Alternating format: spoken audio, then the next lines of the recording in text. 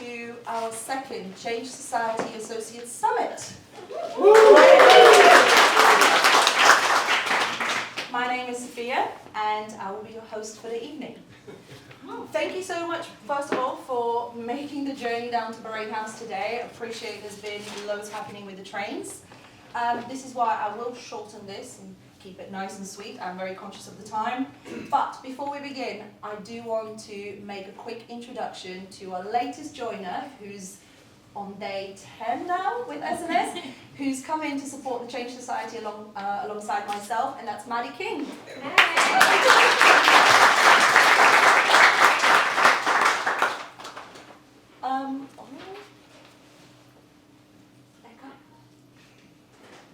That's fine, I'll leave it so I won't mess it up. Look, I wanted to start with a few reflections, but I will keep them short. We all know it's been a tough year, but things have picked up, and especially compared to where we were in the beginning of the year. And all the wonderful work we've been doing in terms of strengthening our proposition, which is clearer than it's ever been before, strengthening our capabilities both internally with so many wonderful new people who have joined our consulting team, and within the Change Society. I mean, it's awesome to look around the room and every time see new faces. I feel like I always say this, but I do know we're on the right path in terms of our mission, in terms of our purpose of inspiring the future of work. And it's just amazing to connect with so many brilliant people here and know that it resonates with you, so thank you. One achievement, however, I wanted to highlight from this year is the fact that we have officially kicked off our B Corp journey. For those of you who are familiar with the framework, B Corp aims to recognize organizations who make a conscious effort of being economically, environmentally, and socially conscious. I'll leave it there for now. I won't go into too much detail in terms of what it aims to demonstrate and the role that the Change Society will play. But as is with any change journey, we will be documenting it monthly, and you will read about it in the associate newsletter, The Orange Oracle. And before I hand over to James to kick off the first session of the evening, I would very much like to welcome CEO of SNS, Jason Byrne, to say a few words.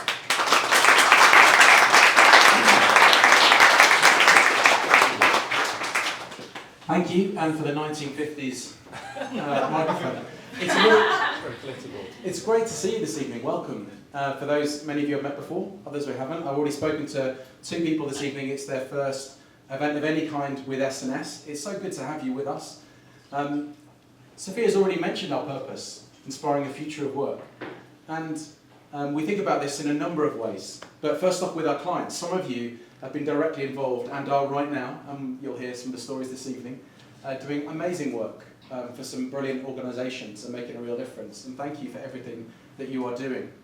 Second, Sophia's touched on as well, from a broad and a social perspective, and things like our B Corp journey, and she'll talk to you at the end of the evening about some of our Christmas campaign, to do with our Christmas tree over here, for some of you remember previously. And thirdly, for our people, and we would include you within that. So SNS has a heritage of working with fantastic sets of associates and teams with clients to make a real difference. So whilst we've got some great staff consulting members as well, the reason that we are here and part of our future that is so significant is caught up in this room and with people just like you. So thank you for everything that you do. You're really important to us. And my encouragement this evening is to be curious, to ask questions, to get to know one another for those that you haven't met. Don't be shy, just barge in. And that community, that hospitality is very much part of who we are and aspire to be. And I hope you can enjoy that this evening. I'm not going to take more of your time, but I am going to hang around. And so delighted to say hello to those of you who haven't had a chance to so far. So I'm going to hand back across to yourself, Sophia. I'm going to come across to James. Back to Sophia. Thank you so much, and we'll speak to you soon.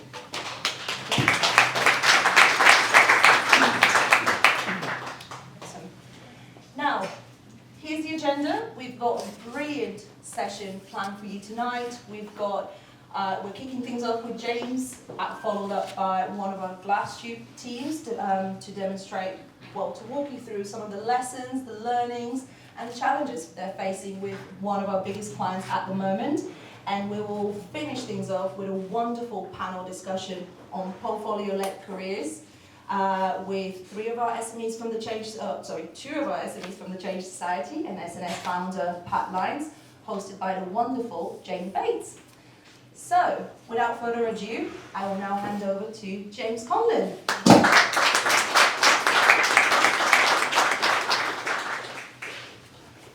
Can I just check?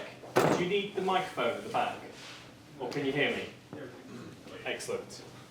Usually people can, but I thought I'd check. Thank you for being here. I think I know most people in the room.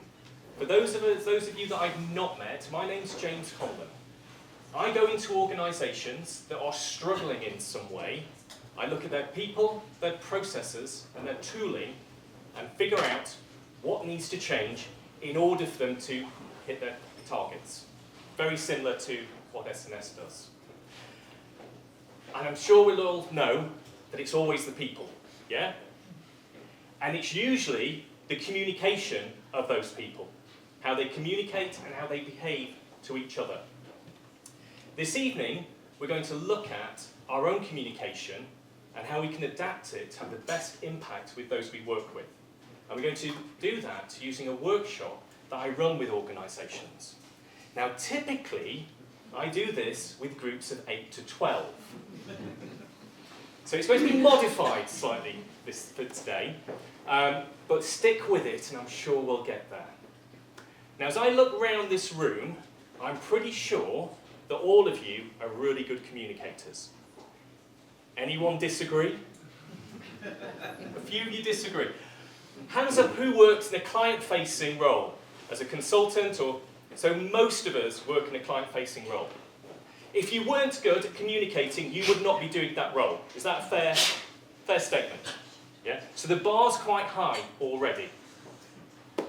I'll also wager that from time to time, every single one of us can struggle to communicate with certain people we work with. Does everyone recognise that? You may have noticed patterns to the people that you struggle to work with. Have you noticed that? That generally there's certain behavioural types that we can struggle to get our message across. It could be that we perceive them to be aggressive. Could be passive aggressive. Could be poor decision makers. But if we look at who we struggle with, the chances are we will find a pattern to that. So before we go into the workshop and look at how we can improve our communication, let's understand where we are right now and our communication challenges. So what I'd like us to do is to work with the person next to us, or maybe in threes. As consultants, you can self-organise, I hope. And we just have 2 minutes, just see if we can identify with the people that we sat next to as to what those characteristics are. What behaviours are those that we can struggle with when working with others? That's the question? Off we go. Okay, that's time!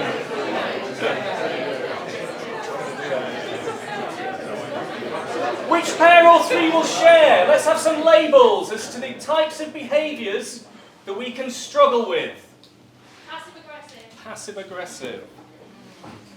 I heard a few as well.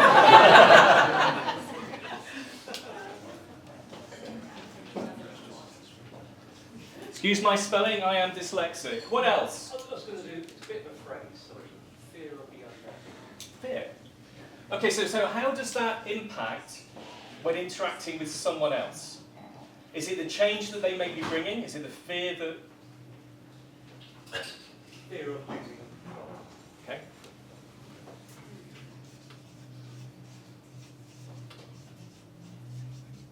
Control. Who else? Intellectual snobbery. Intellectual snobbery. How's that manifest itself? Well, you know their Mensa score within the first half hour. As I did. So, know-alls. Yeah.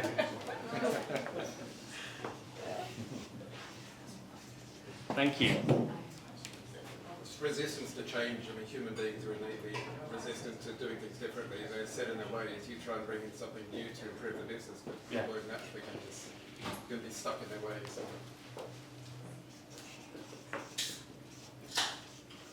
Resistance. Both of you want to go first? Yeah. I don't think it's all the same as no wall, but egocentric as well. That's all about me. Okay. Being defensive.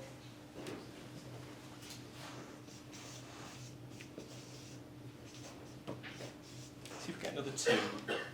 I'm not solution orientated. So if they're not solution orientated, what are they?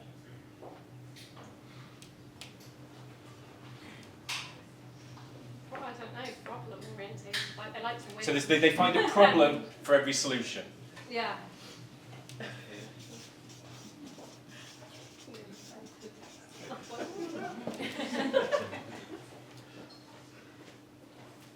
You need to learn a lot of language issues. Okay. If English isn't their first language, and there's a barrier there to understanding.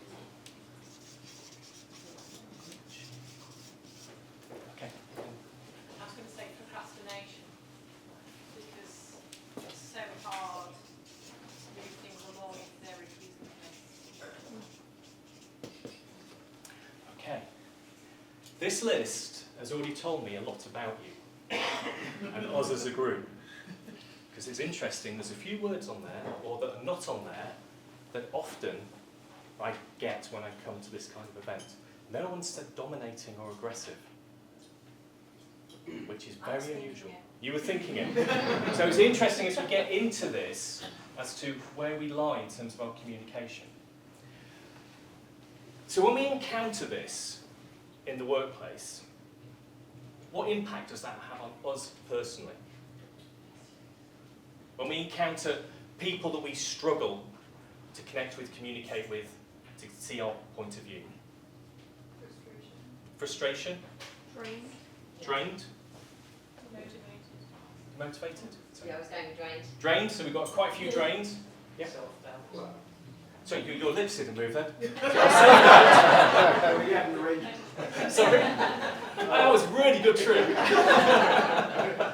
A physical reaction is to fold your arms, which means a resistance. Yeah.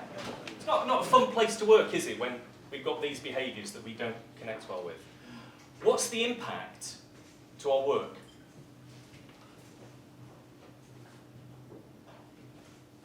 Disengagement. Disengagement?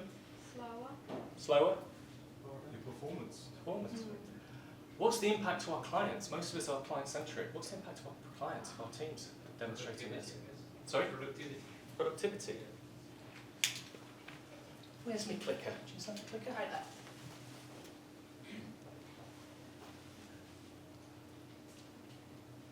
Is anyone familiar with this diagram? Tuxman's curve of performance. Okay? Imagine everyone's familiar with it.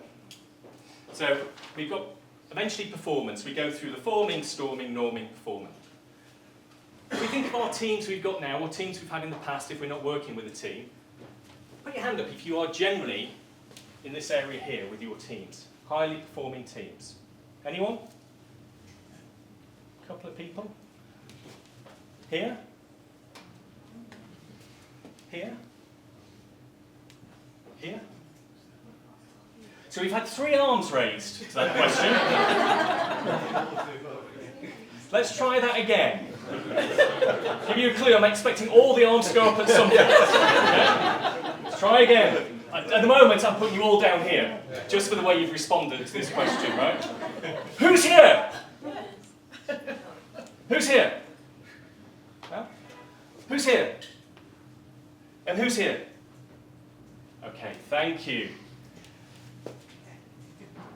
Statistics show that between only 20 to 25% of teams ever reach this. And performing means frank, honest conversations where we can challenge each other, where we've got differences, work it through, and because of that, become performing. So only 20 to 25% of teams ever get there. Anyone want to hazard a guess of where most teams are?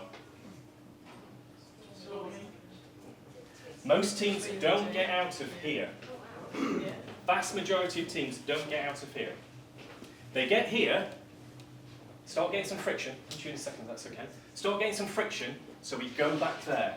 We work in silos, we still get things done, but we're not leveraging the power of the team. So, I was about to say, I think I've seen teams go through that in a single day or something. yeah, it can do. Some teams can form really quickly. Other teams may never form. The best way, the only way I know, to get teams to come up here is to build trust. Because when we trust the people we work with, we'll start having the difficult conversations and we'll get that side. And the main component of trust is communication. And if we understand our own communication and what our strengths are and what our challenges are, we can adapt our communication to the style of the other person. And when we adapt our communication to the style of the other person, that's when we get the best results. If we expect the other person to adapt to us, that's where we can get conflict. So what we're going to look at next is our communication strengths and weaknesses. Is anyone familiar with DISC? Who's done a DISC assessment? So, that fifth, if that. We're going to do a mini DISC assessment, which I've pulled together. Yeah. Might not be as good as DISC, but it will give us an idea of where we are on that scale.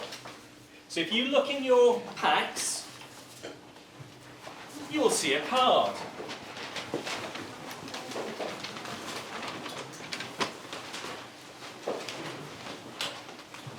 Is there anyone that doesn't have one of these? You don't have one of these, if you could raise your hand, we will bring one to you.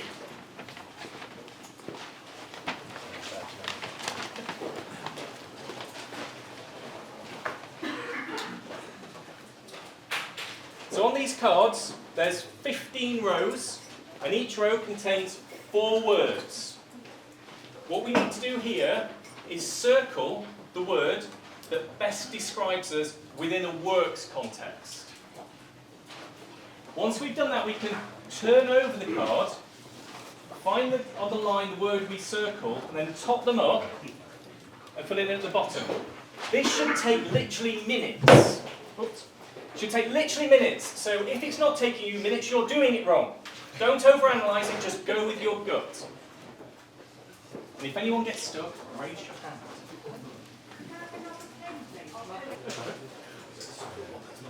So I've just been asked, should I be concerned if? There is no right or wrong to this. It just gives us a bit of insight into our communication style, that's all.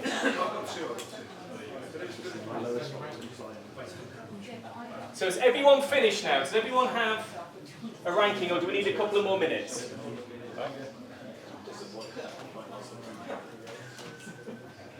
Okay, has everyone got their ranking? Yes. I'm going to assume yes unless you say. Brilliant. Right. Does everyone have a clear number 1? Yes. Does anyone not have a clear number 1? Yep. So, does anyone have 3 that are very similar? So what we find with this is most people have one clear group that they belong to. About 30% of the population have got 2 that are equally strong. About 10% of the population are equally strong in 3. Yeah, so you're unique. Not unique. Oh, you are as well. You're not unique. Sorry. Right, shall we have a look at what these mean? Right. Let's raise our hands if we were dominants. Okay. Fair few dominants.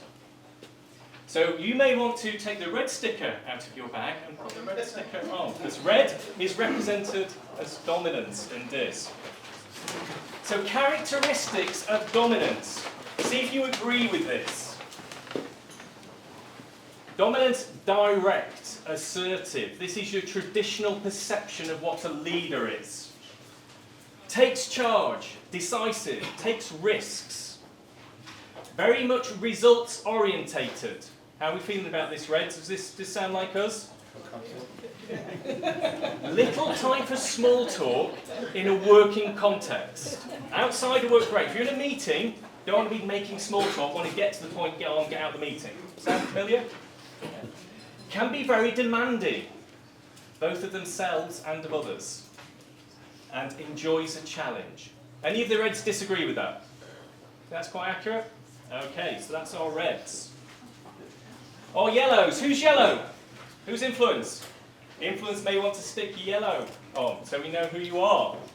So Yellows, characteristics, high energy, strategic, big thinkers, see the bigger picture, creative, constantly asking what if, what are the possibilities. Really enjoys collaboration.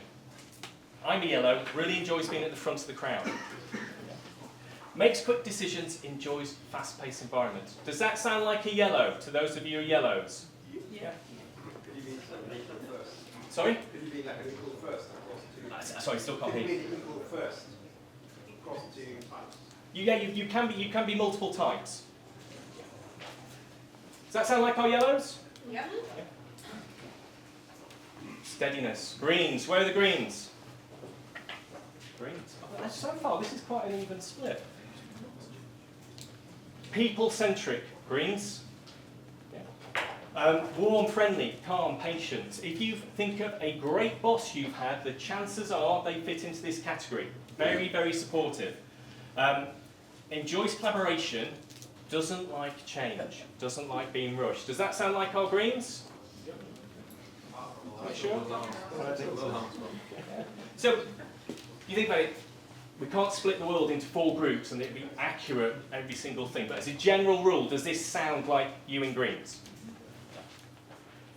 And finally, got our cautious. These are our analytical people, practical, organised, thorough, detailed, make decisions based on evidence, tend to be a bit reserved, hate being rushed or pressured. Where's our blues? Does that sound like you? Yeah? Okay. So this is the characteristics of these groups. It's not necessarily how people perceive us. We'd like to see how we're perceived. This is what we are. Let's have a look at how we're perceived and see where some of the communication barriers might come in. Dominance. Tend to be perceived as aggressive. Or can be perceived as aggressive, should I say. Self-confident / possibly arrogant. I'm trying not to look at any Reds at the moment because that's probably not you. But this is how it can be perceived by the other groups. Need to be in charge even if someone else is. Always in a hurry. Impatient, very direct, can be perceived as abrupt. Takes unnecessary risks, delivers at any cost. Have we worked with one of these? Yes. Yeah? If we come in here, we're seeing some of the words that was mentioned earlier. Yeah? We've got egos. Yeah? Not many red words in there, actually, which is quite interesting. So that isn't to say that that's what you've got a red on you, that's what you are. This is how you can be perceived at times. Yellows. Charismatic, good communicators. Yeah? Very strategic. Also perceived as people that don't care about the detail. Can be light on delivery. We all worked with a boss that talked a really good talk but never delivered anything. Yeah? Everyone recognise that? That's often a yellow trait. Yeah? Steadiness. Yeah? We've said relax, good listeners. These are the ones that are perceived as the blockers. Can find a problem to any solution. Greens don't like change. So we can be resistant, be passive-aggressive, because Greens also don't like conflict. So rather having a face-to-face, direct conversation with someone who's a red who can be perceived as dominant, Greens tend to shy away from that and might be passive-aggressive instead. Any Greens in the room recognise that trait?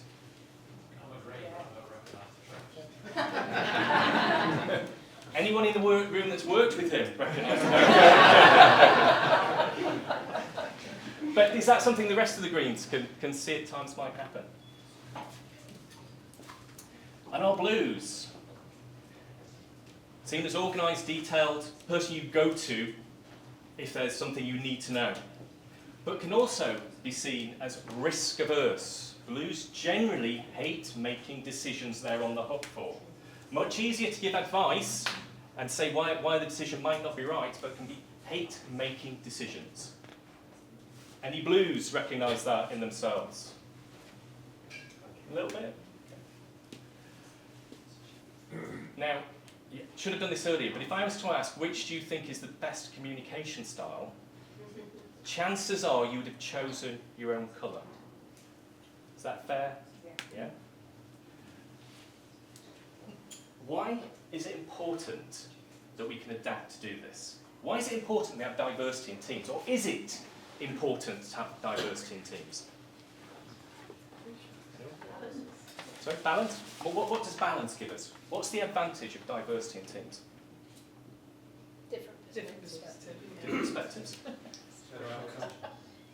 And I'll throw it out to the S&S tribe, because I think you guys are working on a tool to give us diversity in teams. So why are we working on this tool?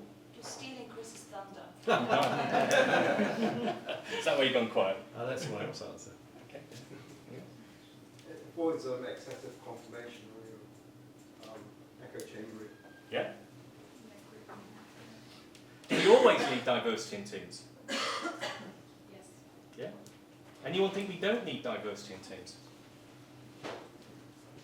Just throwing it out there, if you've got a really tight deadline, If you're a pilot, then maybe not. there's certain things where actually diversity in teams can be a risk. And if you've got a critical deadline and you don't need a huge amount of creativity, having a team that's the same can really help. If you're in a life and death situation, you probably want people all singing on the same hymn sheet. Yeah? But for other areas, diversity is critical.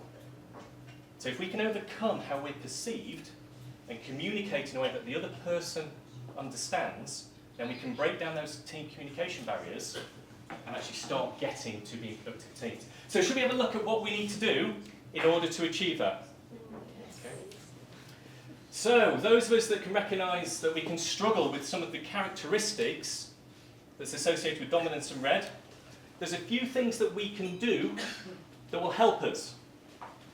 Be concise, clear, and get to the point. Any reds appreciate that? Yeah? Stick to topic. Let them take charge. Yeah, sometimes it's easy if they think they're in charge. Let them get on with it. Listen. Demonstrate competence early.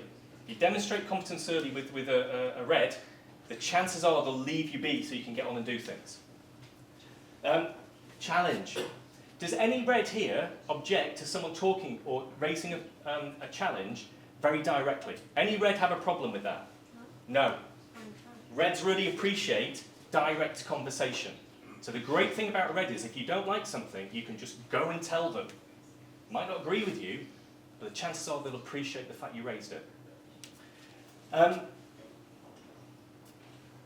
when coming with facts, and we'll see this with some of the other colours, so when coming with arguments, facts and science-based is really helpful, rather than emotion, feelings, and what it means to the rest of the team.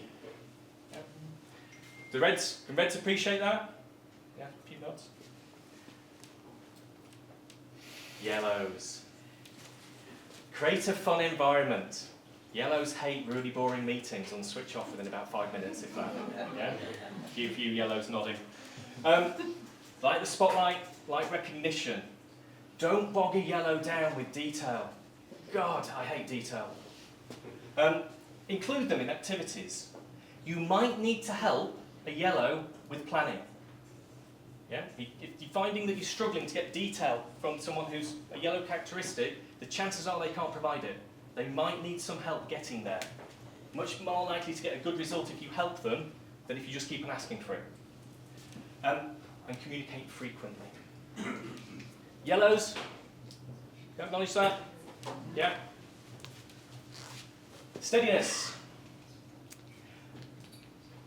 Small groups, create that psychological safety. People first. So generally, if you're a green, you want to make sure everyone around you is okay. If you create that environment, you'll get a huge amount from someone that comes into this category.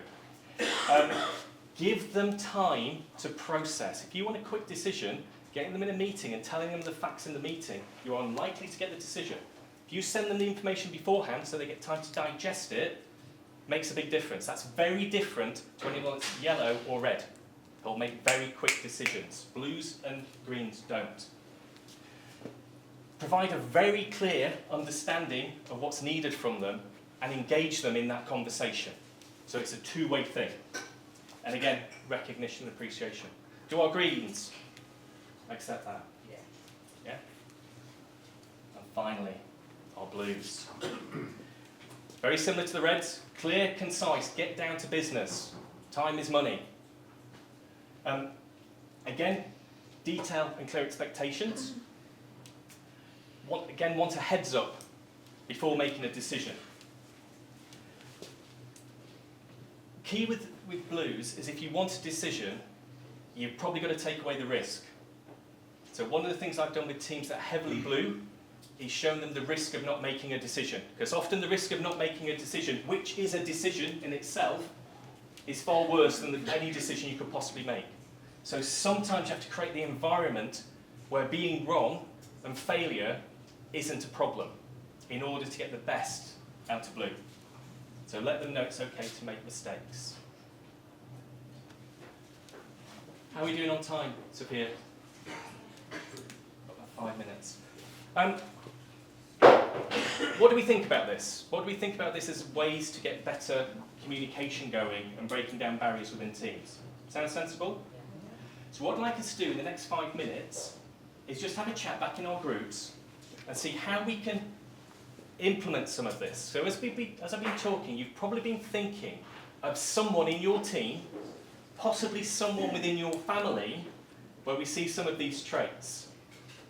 So just spend time talking with the person next to you as how you might do things differently going forward. A question? Off we go. Yeah.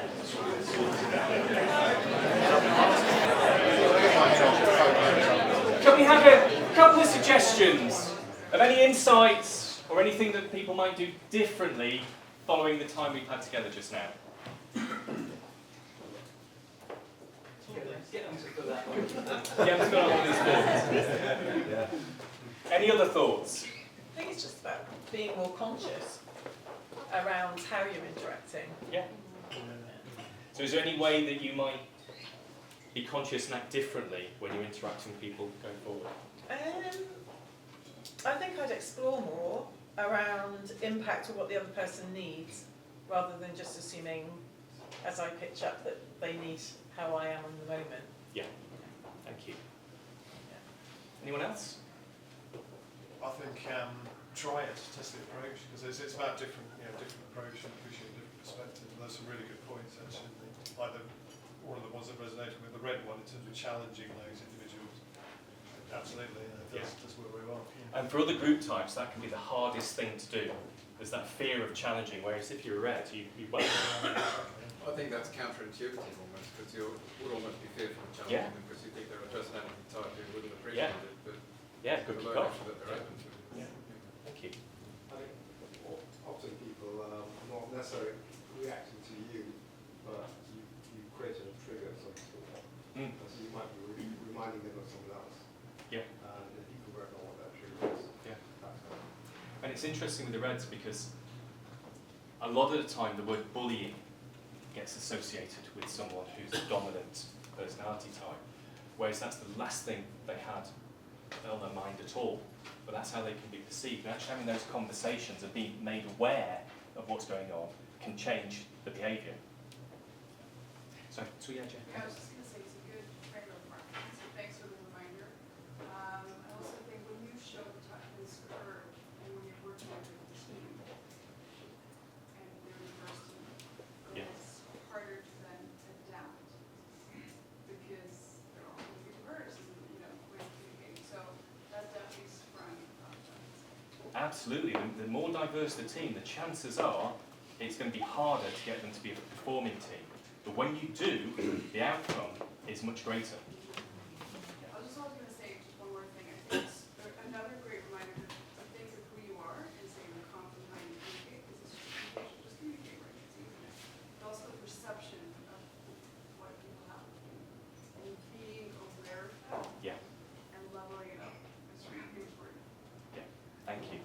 someone here. I was just trying to think how to apply it where I am at the moment. I'm struggling to get decisions, and I think because it's quite fast-paced and pressurised, I'm probably not taking the time to think about it and go to the individuals based on their colours and kind of be like, did you want the information in advance, and things like that. So trying to think about what they kind of need to enable them to make the decision, like, and get everyone there to collectively so that they're all ready to make decisions, but they might need to come at it in a different way. Yeah, but often organisations will do this type of thing, and whether it's insights or there's loads of different types of tools, the tool really isn't that important, it's what you do with the information. So when I do this, I don't just do it as an exercise like this. Depending on what we're trying to achieve with it, I might then have a follow-on session that's creating a team charter. Anyone familiar with the concept of a team charter? Well, we all get together and say how we want to work. Now, if we do that before doing this kind of exercise, generally you get kind of very light, obvious things that people want to do. If you do this exercise, then you can start having meaningful conversations about what's the best way for me to communicate with you when I have a problem with what you're doing. And if you get that agreed up front, it can make life a lot easier. Any other questions? And I know we're rapidly running out of time. So any other questions on this? Yeah, I'm just interested because when they say Myers-Briggs tends to stay with you for life, you know, you're sort of form type and you stay that type. What about this as a model? Can you change depending on where you are, what your situation is? So we have just done a very lightweight personality type. The reality is this changes depending on what mood you're in. What you might find is that when you are stressed, you have a different outcome. And there's a more detailed test that I didn't do because it takes too long. But that outcome can be very different. So my results are yellow and green. But when the deadline's coming, my green disappears and my red becomes as strong as my yellow. And that can be quite a shock for people who are not used to me showing dominating behaviour. So depending on the context, it can change. And also age and experience can change. So as I've got older, my green has come through more and more. So I'm a bit more chilled out. Do you think people's self-awareness matches the outside-in view of them? Like if we've just done a self-assessment of us, but do you think for most people, if a team assessed them, outside-in, they'd come up with the same result, or would people be surprised? I would confidently say that the vast majority of people are very unself-aware, if that's the word. And that's why this can be really powerful, particularly with the leadership team. When we've got results that are saying that the people on the ground have a very different perception of the leadership team than the leadership team does itself, this can be really useful to actually start drawing out why. Our team actually just did the Clifton Strengths Finder 2-day workshop on that. And I just wondered, actually, we've been talking about how we take some of this away and lean into some of those strengths. So there are people who are, you know, their strengths are naturally don't sit in the dominance, but we put them into, or sorry, not dominance, but we're asking people to be strategic when they're not necessarily strategic thinkers. And depending on the team, you might want to do some work to, because if you're asking someone who's not strategic to be strategic, they can't just start being strategic. Yeah, they're going to need help with that. Same if you're asking someone who isn't naturally a results getter to start doing that, they'll need help getting there. And there's different workshops and things you can do to help with that. I'll happily talk to you on one of the breaks on what we can do around that. I'm very conscious that we have a full evening. See, red, green. I'm joking. How dare you? See, I'm now backing away. No, that's not. So, if there's any other questions, please feel free to grab me on a break in between the sessions. I'll happily, I love this stuff, so I'm more than happy to talk to anyone about it in more detail.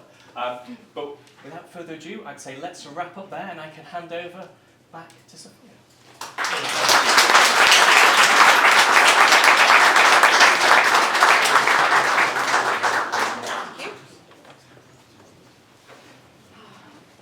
Thank you, James.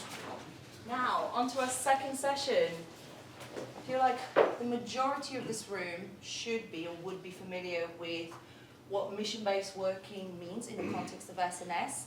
And whilst a lot of our recent, let's say, publications, events, and just general campaign has been very much client-focused, I was very conscious that we haven't heard from some of the associates that have been delivering this type of work recently.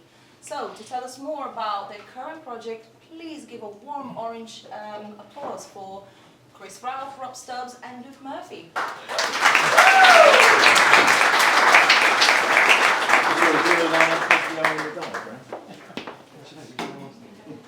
not sure if we're going to do the boys' own thing on the schools or So, yeah, great to see you all here. Just wanted to do a really quick show of hands. So, is anyone here who doesn't know what mission-based working is? You all know. You've all got some concept. 1, 2, not so sure. That's fine. So, we're going to share some insight from a real-world engagement we're on at the moment. We've been on since July. And we're going to break it down into 5 stories that we think sort of tell the journey of what we've been through with the client, what we've been through as associates, and sort of illustrate what it really means to do mission-based working. We'll talk about some of the challenges, we'll talk about the lessons we've learned, and hopefully just try to ground it in how it's felt as an associate. So before we start, let's just sort of share who we are and how we ended up here. So, we go yeah, so we're going to talk about navigating the choppy waters of transformation.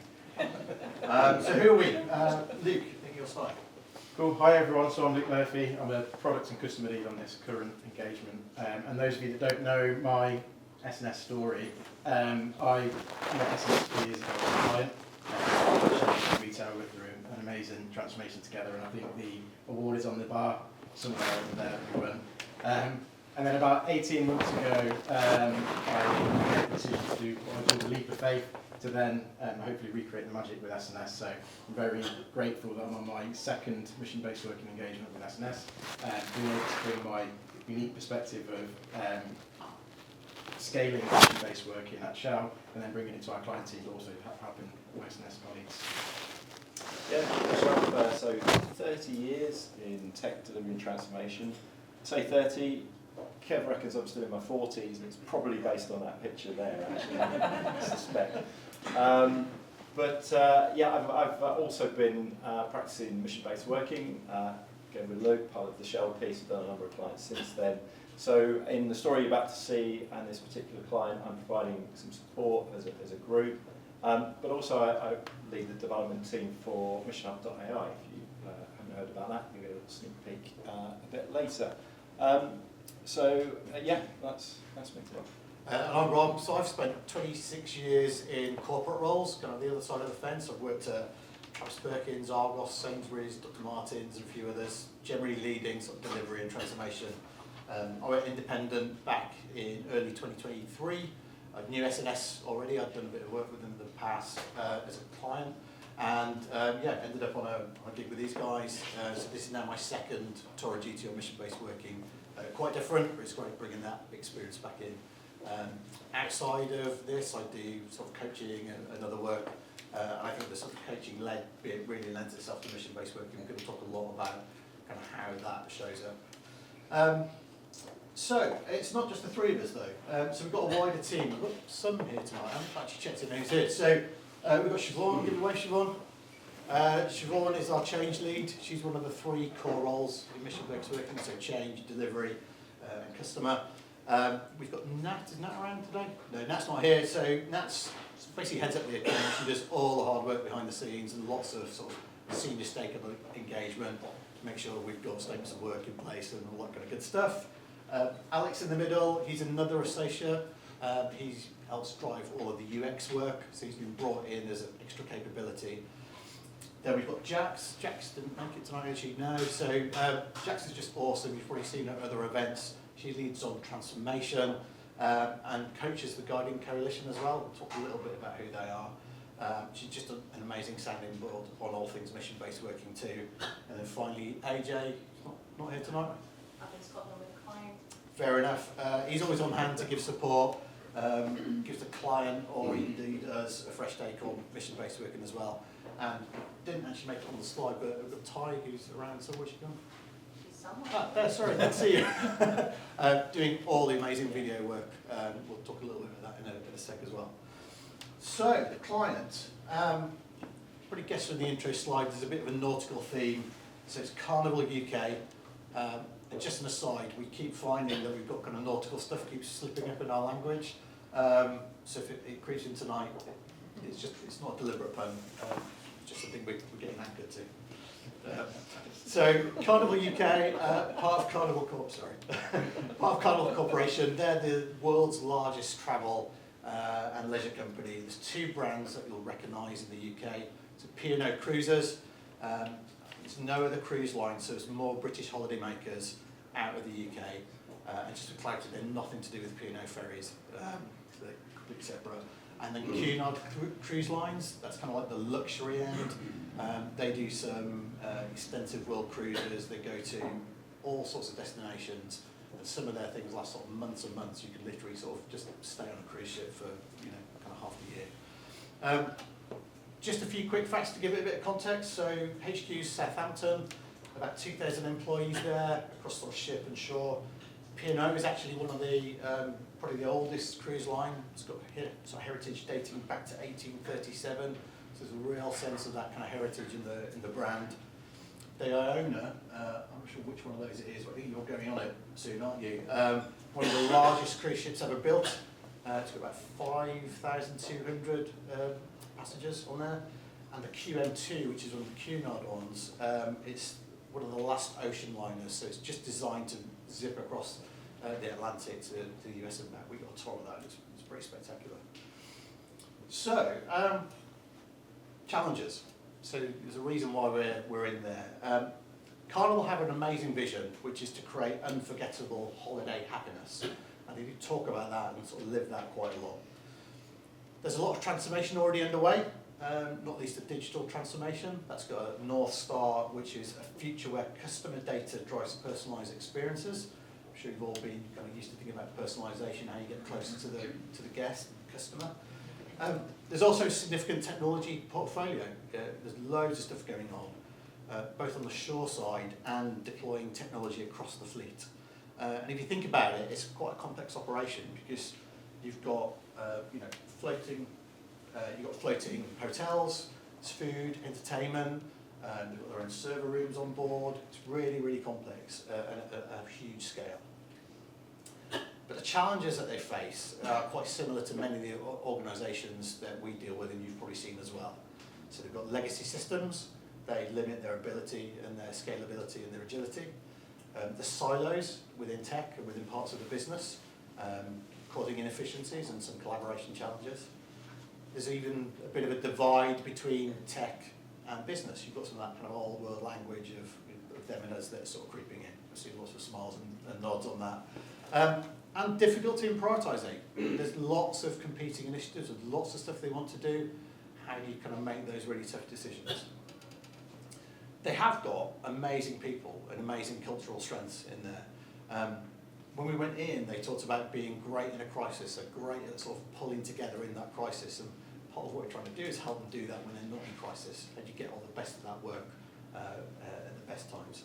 And we've got a few quotes as we go through. So David Mayer, who actually spoke at a previous event, he's kind of one of our main sponsors in there. He said, technology at Carnival has got a reputation of over-promising and under-delivering, which I'm sure anyone who's worked in around tech can kind of appreciate. So SNS were brought in to explore how mission-based working could help. And the reason for it really is because mission-based working takes that positive, proactive, collaborative way of transforming. It's not sort of big design up front. It's not months and months and months of work of producing slide decks. It's get in, understand what's there, and start to iterate on that. So we're going to try and bring that to life about how we did it. That's me. So first of all, we have Get Ready. That's the first phase of mission-based working, and that's 4 weeks time-boxed, really to help set the transformation for the client and us up for success. We take a real broad and shallow exploration before then going deep and narrow on that first mission. And really our first port of call was winning hearts and minds. So that first week was really about doing lots of meet and greets, doing a bit of an introduction to mission-based working, which really earned us permission to start to collaborate deeply with the client. Our first challenge we faced though was around selecting that first mission. And as the CFO, who's our main sponsor, he was already adamant on what the first mission might be. It was all around cabin optimization. And he even said to us, I don't know why we didn't get ready, I already know what the mission is. But our role there was to help them go through a structured, evidence-based approach to help them find the right mission. And so first of all, we formed what we called a Get Ready team, which is a cross-organisational team. And through a series of workshops, we were able to start mapping out the customer journey, some of those supporting products, services and platforms, and also visualise how they're organised to deliver from idea to value. And through that, we identified 10 mission candidates. We probably identified about 100, but 10 really credible mission candidates. Some of them that were pitched to us, Dragon's Den style, and some of them that we kind of explored and discovered along the way. And so we wanted to help then start to take an evidence-based approach to help whittle that down and kind of really identify what the right mission might be. But we wanted to do it in a way that everyone could remember it, so we used an acronym, IMPACT, which is really about making sure that it's important, it's highly visible, it's strategically aligned, and it's got an influential sponsor. It's meaningful, it's going to drive value. Value is the currency of transformation, so we want to find something that's valuable. It's prompt. We want something that's really around speed to value, so we want to have high confidence that we can deliver something within 90 days. It's autonomous, so we want something that's free of dependencies and blockers that are going to slow us down. It's continuous, so it's unconstrained by any predetermined solution or time-bound challenge. And then finally, we want it to be thought-provoking. We want it to challenge the organisation. We want it to prove a different way of working. If it's something that's contained in a smaller area, it's just going to not stand up to their old ways of working. And so through that approach, we were able to start whittling that list down, and we managed to get 2 very great missions on the table. One of them being the original cabin optimisation mission, and the other one being effortless clearance, which we'll tell you about in a sec. But the real turning point in that moment was, as we were talking that through with the CFO, he made what we call a captain's call. So he turned around to us and said, right, I've heard enough, I know what that mission's going to be, and we all kind of braced ourselves, like, oh, here we go, cabin optimisation. And actually he went for the alternative, and I think it was just quite powerful to show that through that evidence-based approach we were able to turn his head and consider a different alternative. And some of the comments that came from that was that we managed to change the decision making and some of those conversations that they have as an organisation in such a short space of time. We were only there for 4 weeks to begin with, and we already started to transform the way that they talk and make decisions. So it just shows, I think, as associates that we can create that value quite quickly and try and create that quite often. 4 weeks might seem like a short space of time, but you can do quite a lot in 4 weeks. So the mission that we had chosen was to deliver a seamless start to every guest's holiday, empowering crew and colleagues to create unforgettable holiday happiness. The extra bit of context that comes with this mission is that from May next year, there's going to be a change for travellers to Europe, where they need a visa waiver called ETIAS, which is an electronic authorisation. And we were really keen to make sure that this wasn't just a project in a mission disguise. So we started to elevate that up towards the customer journey, and that's where this mission came from. And it's got a load of great scope there, because it's everything from when the guest books their holiday to then preparing to travel, to then coming to the terminal, going through hopefully the terminal smoothly, and then getting on board the ship. So it's valuable in terms of the great first impression for guests and for customers for their holiday, but also it's cross-cutting across the organisation, because it spans across not just technology but also port operations, some of the terminal processes, and even things on board. So a really great mission area for us to go after. And so after selecting our mission, we come out of Get Ready, we then go to Prove, which is about proving a way of working, proving mission-based working at Carnival. And we form a team, carefully select a team that's got the diversity that James mentioned, and also represents all the different business areas. And we put them in what we call a glass tube. Glass tube being a metaphor for incubating a different way of working. And the metaphor being that it's protected, so it's shielded from the rest of the organisation and some of the pressures that come with that, but it's transparent as well. It's highly visible. We do a lot of change media with Ty, we do lots of show and tells. We create that peer-to-peer influence, but also a bit of FOMO along the way as well. So the first phase we go into then is Inception. Inception is 3 weeks of highly collaborative workshops. It's all about forming as a team, learning through doing, but then really answering the main problem of what can we do in 90 days and what do we need to deliver it.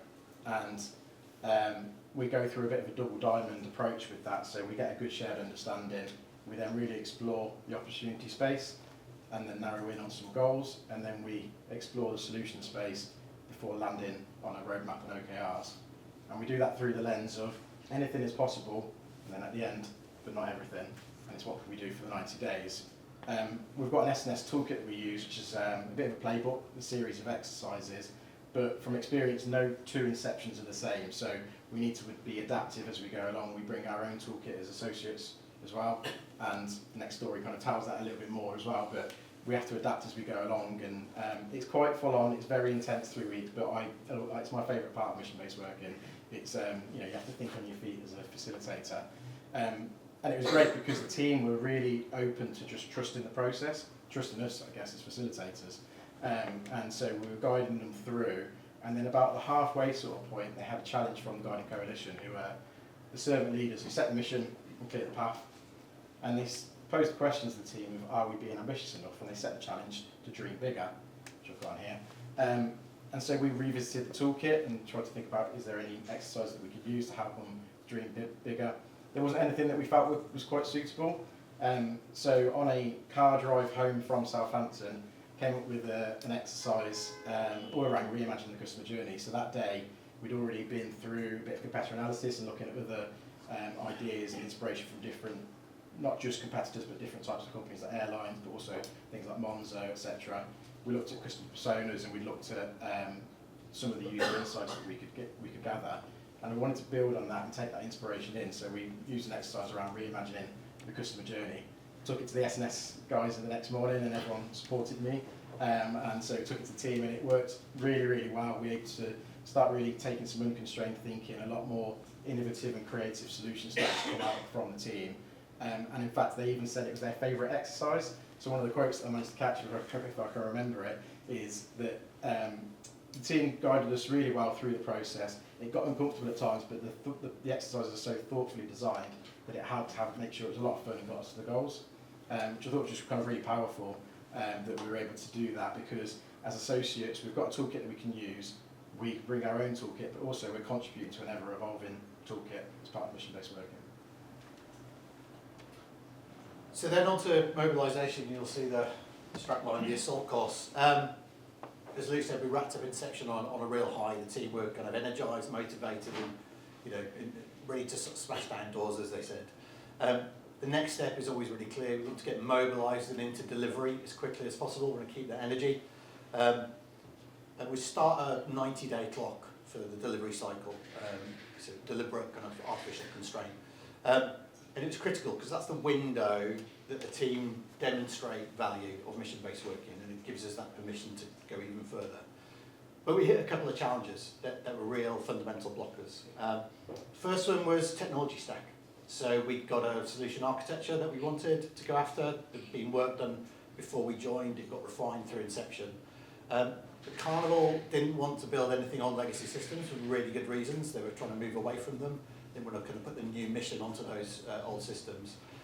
But the decisions about the new tech stack hadn't been made yet, and they were potentially weeks or maybe even months away. So we're kind of stuck in that middle ground. We couldn't afford to wait that long. We needed to get cracking. So we got everyone around the table, used our kind of facilitative skills and some of our tech experience, and really helped them, it wasn't easy, but helped them reach a solution that was pragmatic. It wasn't on the old stuff, it was moving towards the new stuff, and it was aligned to the strategy. And it helped to sort of get us moving forward in a pragmatic way. But that led straight to the next challenge. We needed a delivery team to go after that. And Carnival's procurement processes basically just weren't built to move as fast as we needed to go. Legal, compliance, security, data protection, all those kind of things, there was no way we were going to get a delivery team in place in the days that we wanted, or never mind weeks. And it's not a Carnival challenge. We've seen a few nods already. This is just classic when we go into other organisations where these processes aren't designed to move that fast. And what mission-based working does is shines that light on them, because they're kind of being lived with. People know how to navigate them. They know to pick up the phone to Chris and go, can I just have a favour quickly? Mission-based working shines that light, and it helps us start to say, do you realise the pain that you're living with? And how can we do that a little bit differently? But it was frustrating for the team. One of the team said, we're presenting mission-based working as a new way of working, but then we're suffocating it with our old ways of working. That was kind of a sort of quite a classic quote that comes out in different ways. Another one said, if we had to operate our ships like this, they'd never leave the port. So there's a frustration in how agile and adaptive they were on ship, but you're not seeing that kind of back at head office. So as a team, we regrouped and we reminded ourselves why we were here and what value we needed to create. And a really good conversation with the Guiding Coalition helped bring to life, there's actually two flavours of value that we get from mission-based working. So the first one's the obvious one. It's the value that the team sort of create towards the mission. What's the customer outcome, what's the business outcome? The second one, a bit less straightforward, but it's almost more valuable. And it's about surfacing those organisational challenges along the way, because it's those, if we can address them, that unlocks the real transformation further forward. I've got it in here, but I just reminded of the quote one of the stakeholders had, which is, every rock that you're tripping over is actually a nugget of gold. We've just got to do something with it, which is sort of great. It gets reused quite a lot now, doesn't it? So the team could see the challenges, they could feel it coming to the surface, they could see that they were starting to add value in a different way. And even with the delays and still no delivery team in sight, they made the decision as a team to start that 90-day sort of clock, get out of this kind of middle ground of mobilisation. And they wanted to use that 90 days as a forcing function. So after that, every Guiding Coalition meeting, they opened with a slide that said 8 days have gone already, 12 days have gone already, 15 days, and it just really reinforced that, and they owned that thing. From an associate's perspective, this was a really tricky period, right? There's no playbook for it. We had to be really adaptive every day. And I think the lesson is that you're not a lone ranger. You've got a team around you, and we bounced ideas off each other. Luke would take the lead one day, Chris would take the lead another day, I'd lead another day, depending on where our skills were and what needed to happen to get to that outcome. And yeah, despite those challenges, the team started to realise the value you could create and start to move forward. So now we're going to talk a little bit about some of the lessons in delivery. Cool. So as associates, we need to be able to operate at the different levels of the organisation. So we could have a conversation with the C-suite in the morning and then be at the front line in the afternoon, and I have got that as an example. And I think it just shows that kind of versatility that's required. So we'd come into delivery and we were really keen to try and start to understand those demonstrable measures that we could show that we're improving the customer experience. And we wanted to get some baselines for our OKRs. But the challenge we had was that there was no access to data. We didn't have any dashboards. We didn't have a data analyst in the team. But we didn't want to wait around. And there's a great opportunity to learn from the ships that are leaving the port at the moment. So there's a few cruises, not many, but there's a few cruises that are leaving to the US, to New York, that have got those ESTA requirements that you need from a visa waiver point of view that we can then learn to then take that into ETIAS later on. So we wanted to take advantage of those opportunities, and so as a team we all decided, let's just go down to the terminal. So armed with our clipboards and our stopwatches, we witnessed all sorts of things from behind the check-in agent counter. So we were able to time how long it takes for check-in and to check the visa waivers. We're able to document the different formats that guests bring them in, from crumpled up pieces of paper to fancy folders to screenshots on phones. We're able to see how much the check-in agents need to go through and to remember. And we also saw things like connectivity issues in the terminal. The Wi-Fi was terrible. There was no 5G connection. People couldn't get access to their emails. They were having to go to a separate area of the terminal to then use the iPad.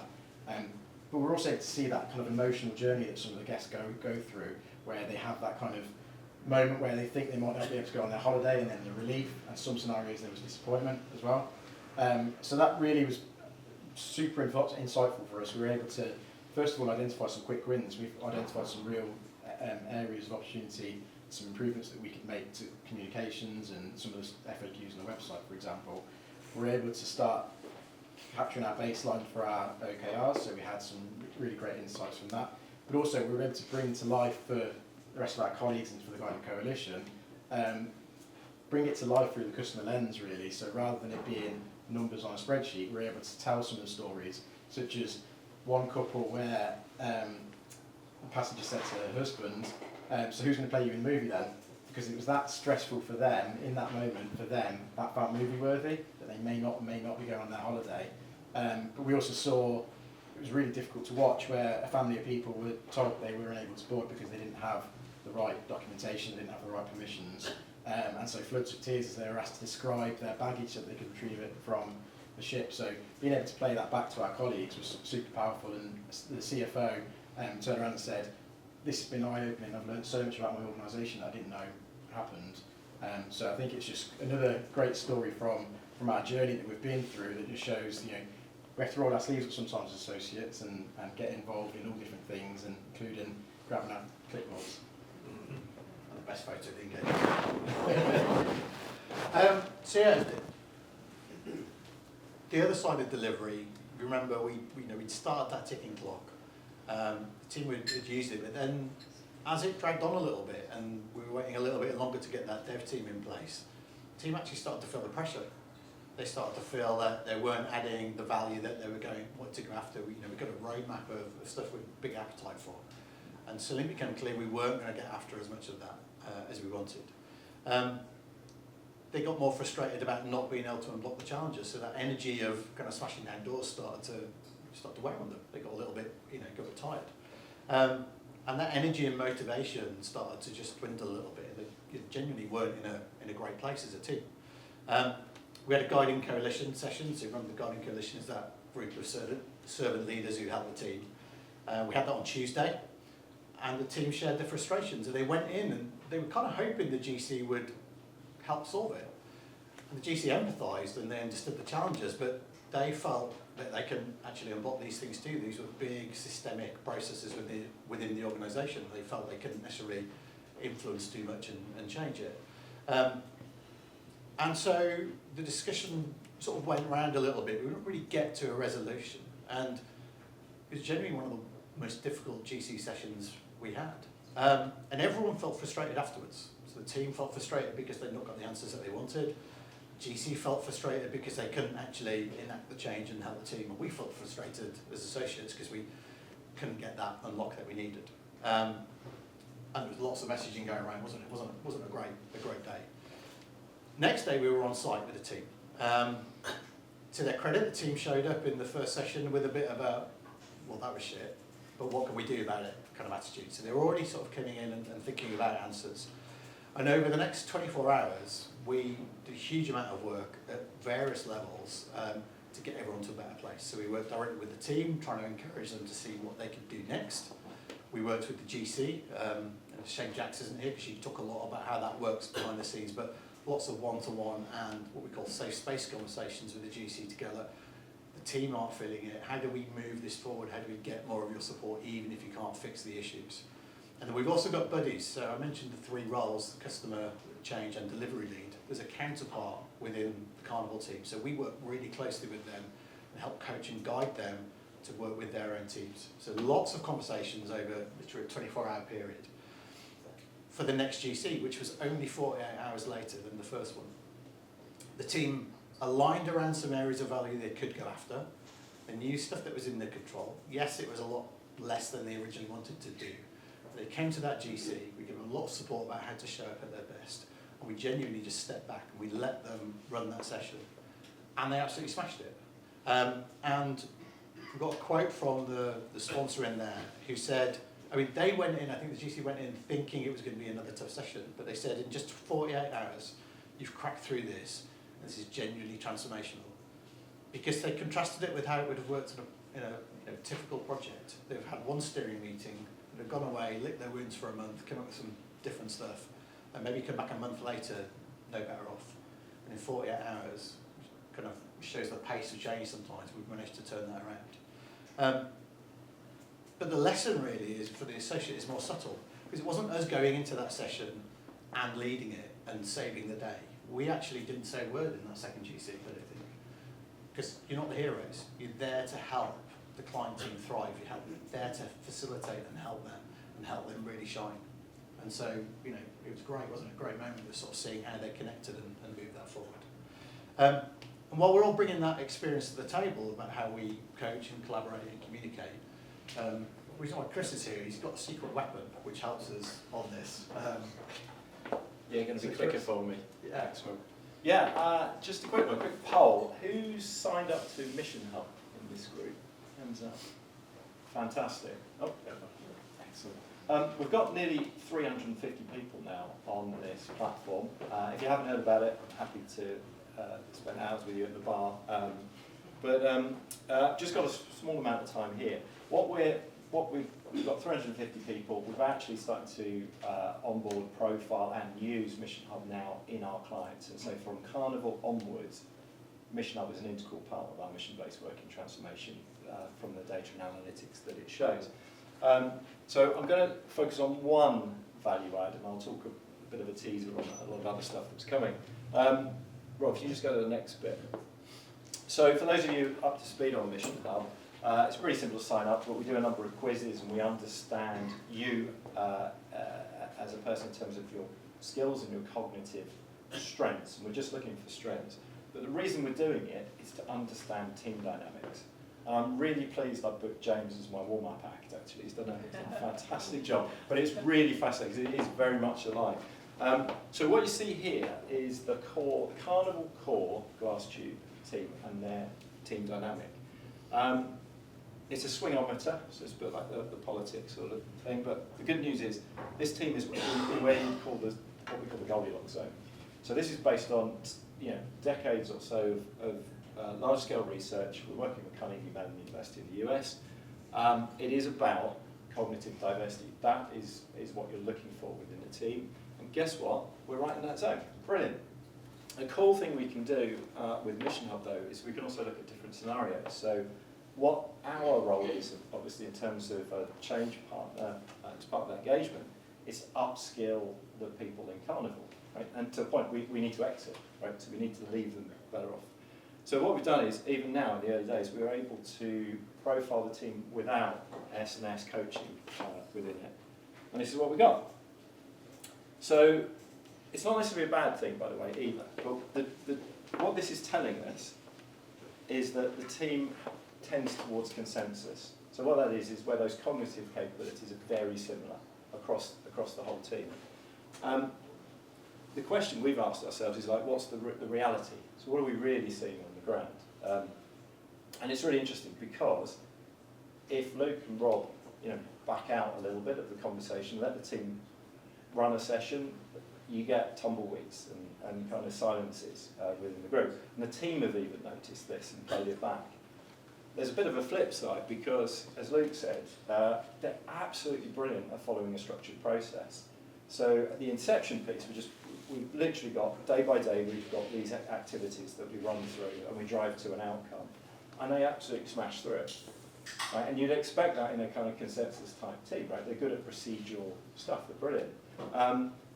And they actually said, we're going to trust the process, right? These were their words. Right? But not once you see anyone come over and go, why are we doing this? Oh, I just had a great idea. Let's do something a bit different, like Luke did on that drive home. So this is what we're seeing. Now, what does that really mean? What do we then do about it, right? So what's the call to action around this stuff? Well, what's really interesting is that we need to think about leaving them with the right sort of toolbox, ultimately. So when you look at consensus-based streams, they really struggle with thinking outside the box. Right? But we've got techniques that we deploy in Inception around some what-if scenarios and things like that to try, and it's a structured technique, but it really helps them to think big, and that's gone down really well. So we can start optimizing around those kind of techniques. If it was the other way, by the way, if it went to challenge, so this isn't about everyone sort of fighting or beating each other up, this is about creative contention, so lots of ideas in the room. And those kind of teams really struggle to converge, right? To get some consensus, right? At the other end.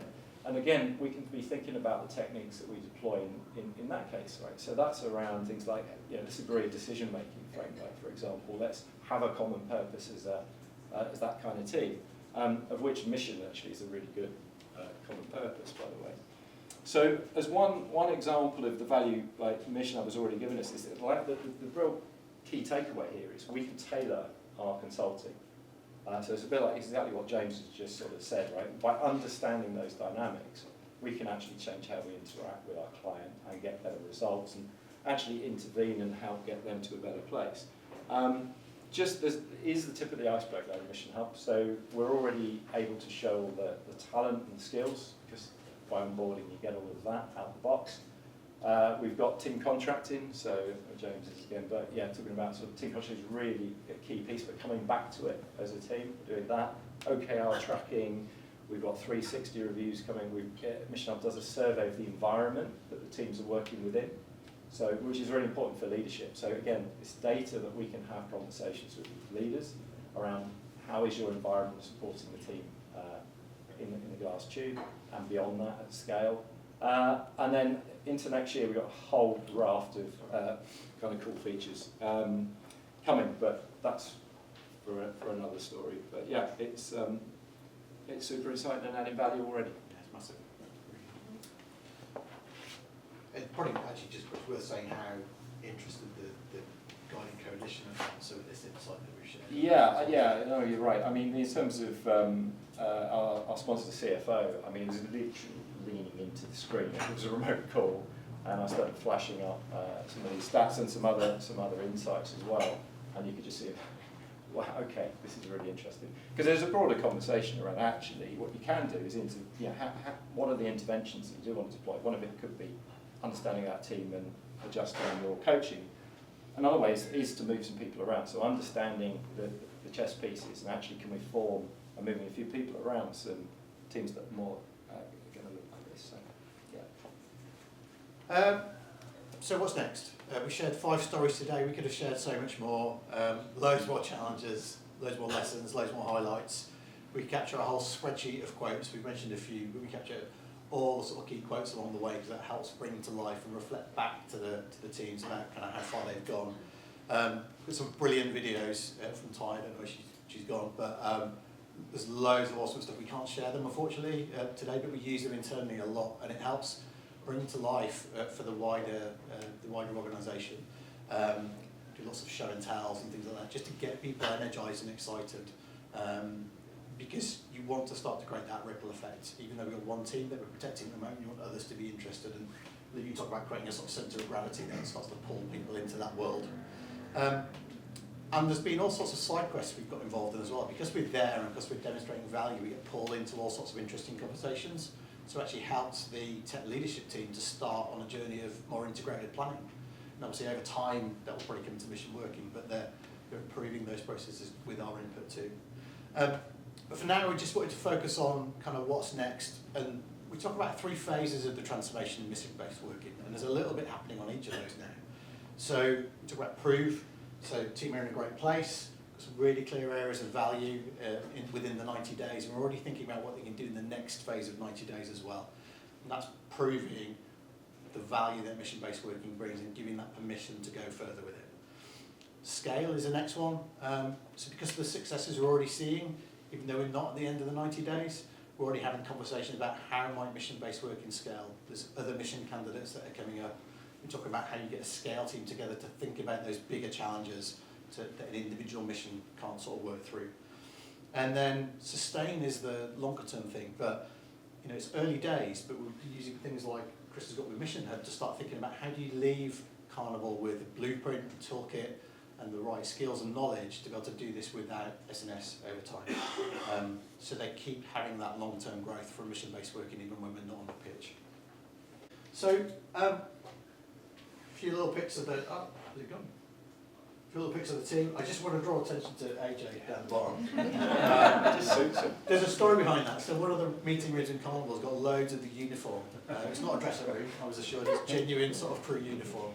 And we couldn't resist having a go in the cap. In a way better an AJ than the rest of us. So, you know, you're all associates, you're in the Change Society kind of world. So hopefully this is giving you some insight, not just into this client or mission-based working, but how it feels as an associate to be part of that. Mission-based working is a great set of principles and practices. It's absolutely transformational to the organisations that adopt it, but it's an associate's role to help bring it to life. You know, bring your skills and your experience into that mix as well and really combine it. All while making sure it's the client's team that grows and thrives at the end of it. So if you feel like you're a great fit for it, genuinely raise your hand, have a chat to us, have a chat to Sophia. There's going to be loads more mission work coming up, so great to get people involved. And I think we've got 5 minutes for Q&A? Yeah. Yeah, so we've got 5 minutes of Q&A. we're obviously limited in the specifics we can talk about the actual client, but love to talk about, you know, how does it feel to be an associate and any other things that we've talked about. So anyone get to start with a question?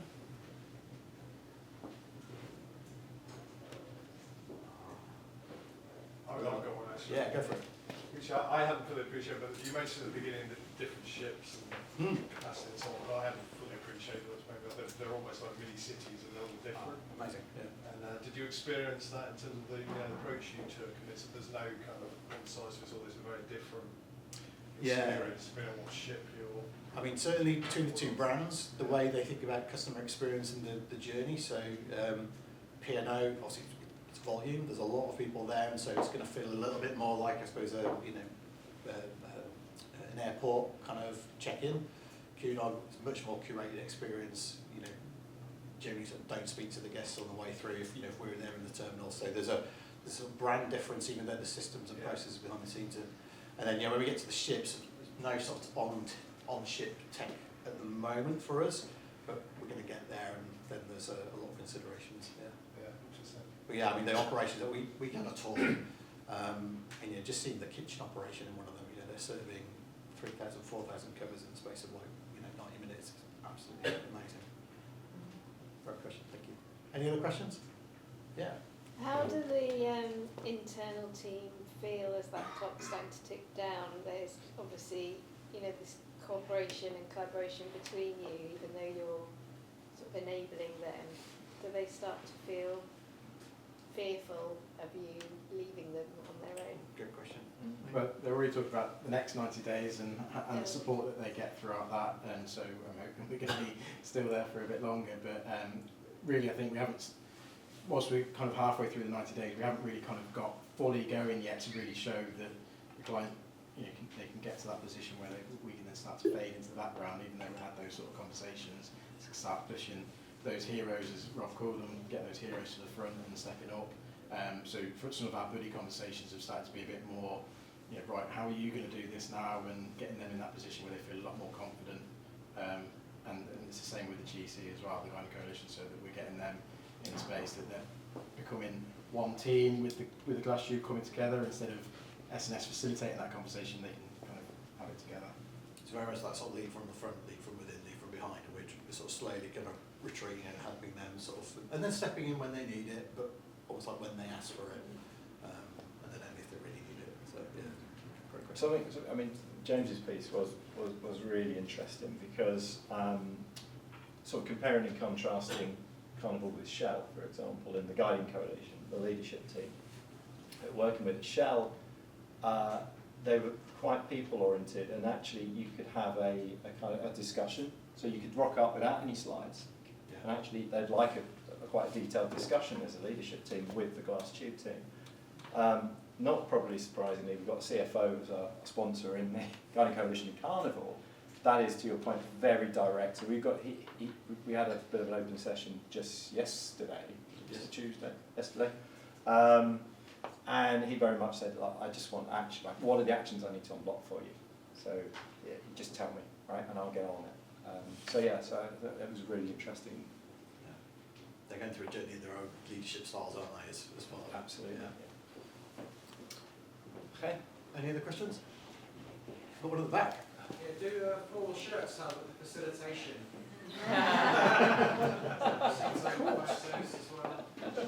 Yeah, yeah, helps distract them a little bit. We'll be wrong with that formal shirt. Is there another question? Yeah.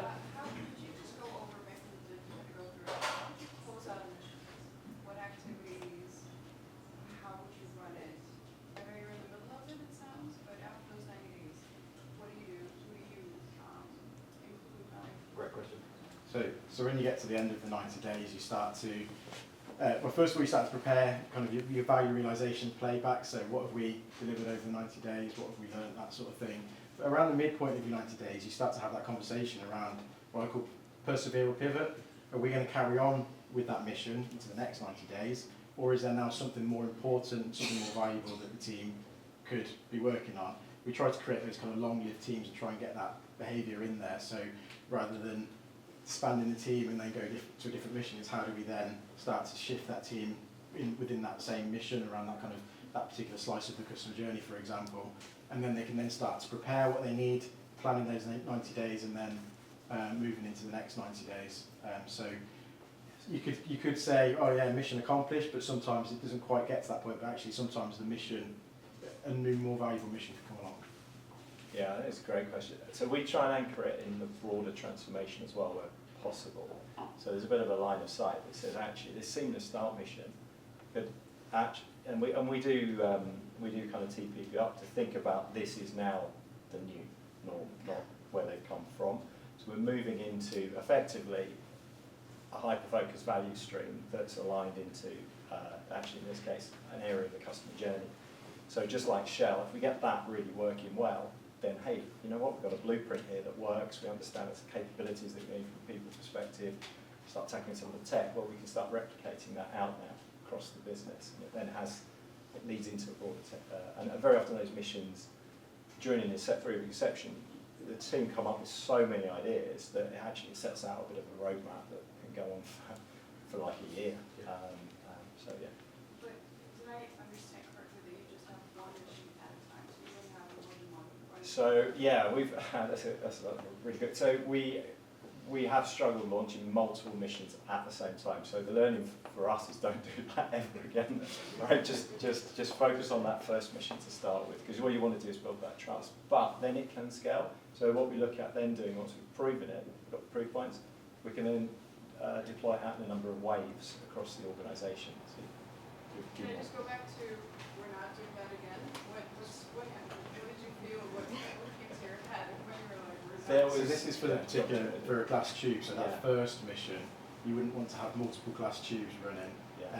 We as an S&S team don't scale to then support all those different missions when we're in an engagement. So you start off with one, learn from it. You know, you think big, start small, start with one. But then over time you can have multiple missions running and have different teams to different missions. You can have shared missions, you can have common missions. So teams are got a similar mission but it's working in different ways as well. It's the changeover, it's huge at the start. Okay, great questions. I'm so sorry, Sandra. I'm very conscious. It's such a rich and meaningful discussion. I'm very conscious of the time. So please continue the discussion afterwards. There will be around Bahrain House and the Jolly Orange in particular afterwards. So with that in mind.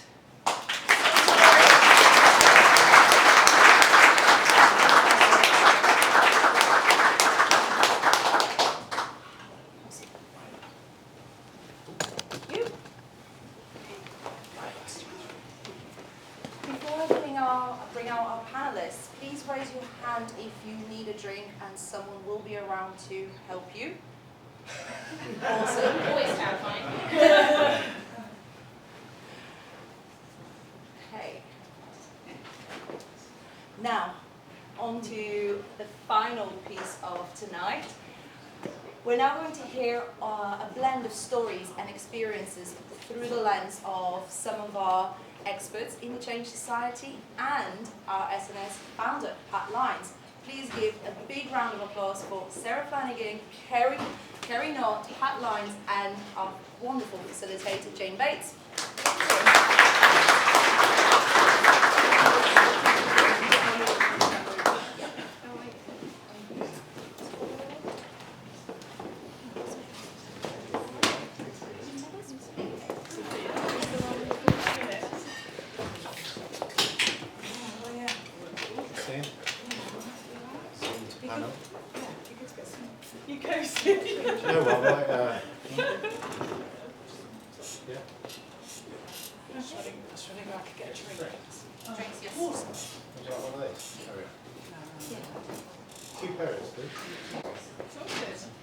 Wonderful. Well, good evening, everyone, and a very warm welcome to tonight's panel, where we're going to celebrate and showcase the book, The Disrupted Executive. Now, many of you have that in your goodie bags. I know this is my copy. It's well worn. It's written all over. It's dogged now.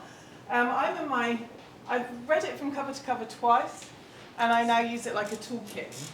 I'm absolutely advocate, so delighted, delighted to be here to talk about it tonight.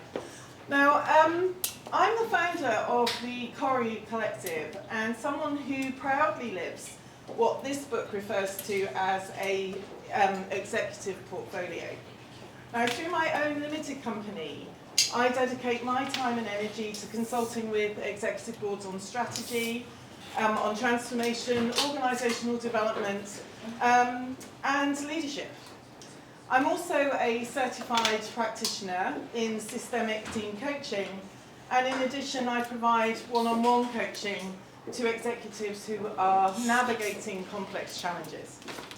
Now beyond that, I hold a non-exec director role for Alapco in Liverpool, and I am an absolute passionate ambassador for a couple of charities, one Girls Out Loud and ambassador for the Women's Leaders Association.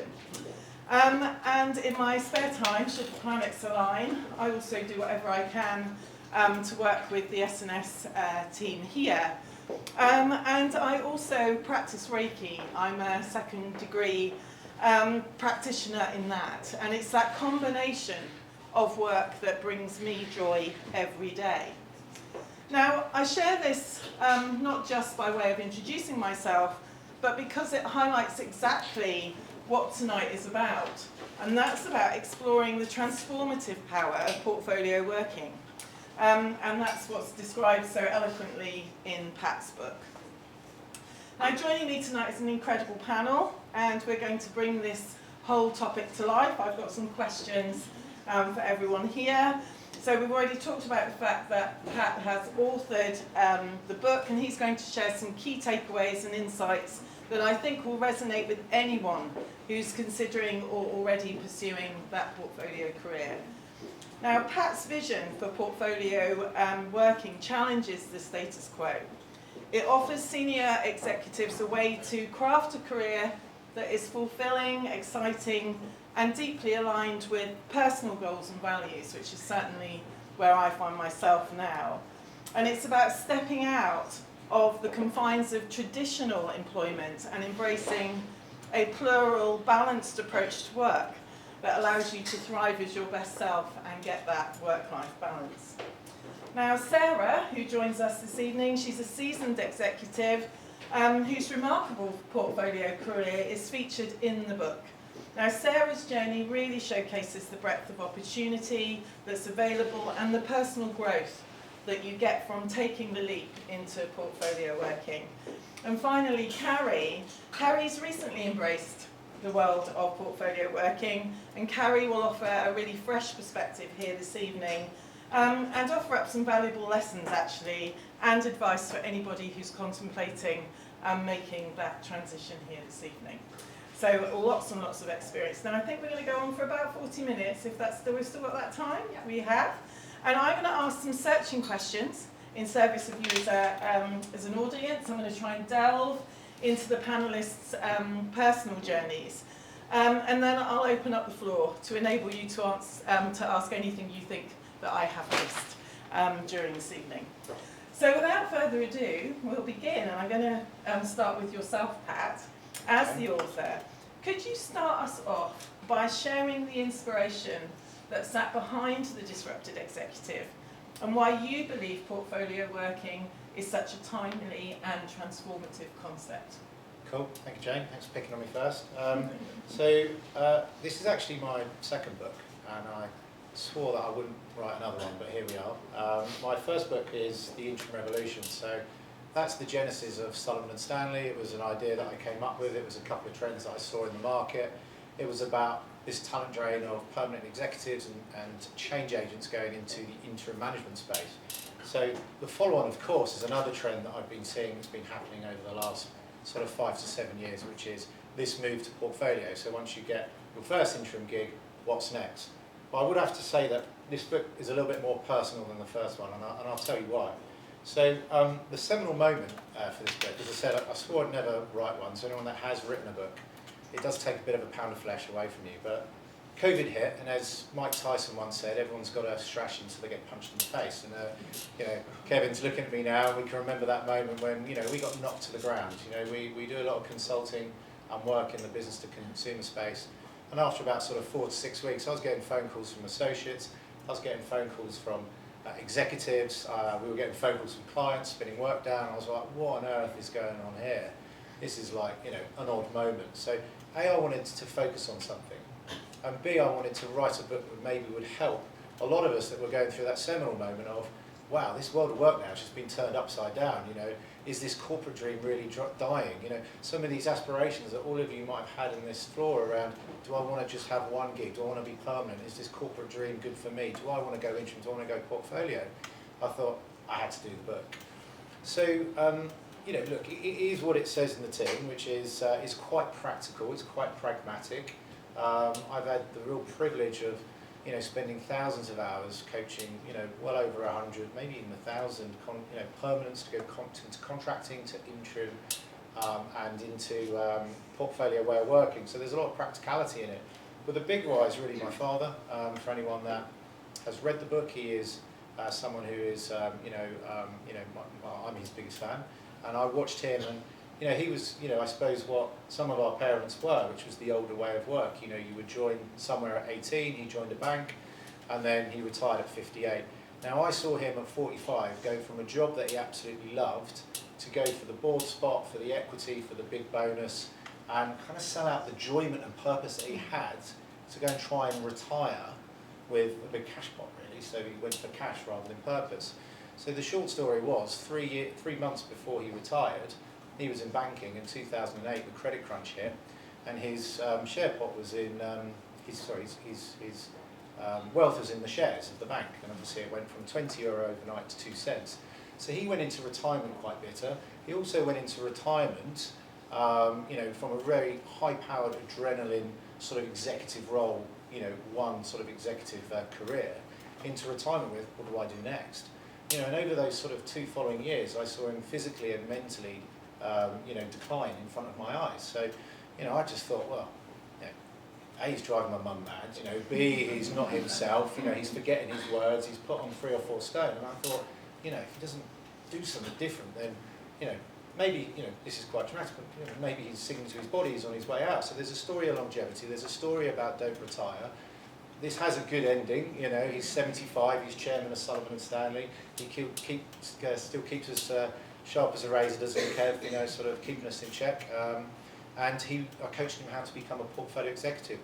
Now, you know, one of the other things I would say is, you know, I found myself repeating the same pattern when I was in my previous role. You know, stop being client side, stop being close to the customer, stop spending time with associates and interims to become the CEO, to be in the boardroom all the time. And I just thought, you know, I've got to vote my feet here and go back into purpose, go back into a different arrangement with my work. So yeah, the book talks about that as well. Now, of course, there is a macro backdrop. You know, I did want to write it. I do think the world of work is changing in front of our eyes. You know, whether you believe in McKinsey stats or not, there's quite a compelling stat by 2030, 85% of functional roles, functional executive and knowledge worker roles will be obsolete. So the book has a central theme around how do you go from being functional to vital to outperform the crowd. Because I'm telling you now, you have got so many permanent people coming into the interim market, coming into the portfolio market. You've got organisations that are decentralising, that they are going to want to use less knowledge workers as they look to automate, as they look to bring into AI. So the opportunity is now, and my hope for the book is that I inspire enough people to try and get what I call work-life integration. I think work-life balance is something that I've never managed to achieve. So it's work-life integration, which I think we'll probably you know, build up upon. So the time is now. I think the opportunity is there. We see as a challenger consulting brand that organisations want to deal with independents. They want to deal with micro consulting firms.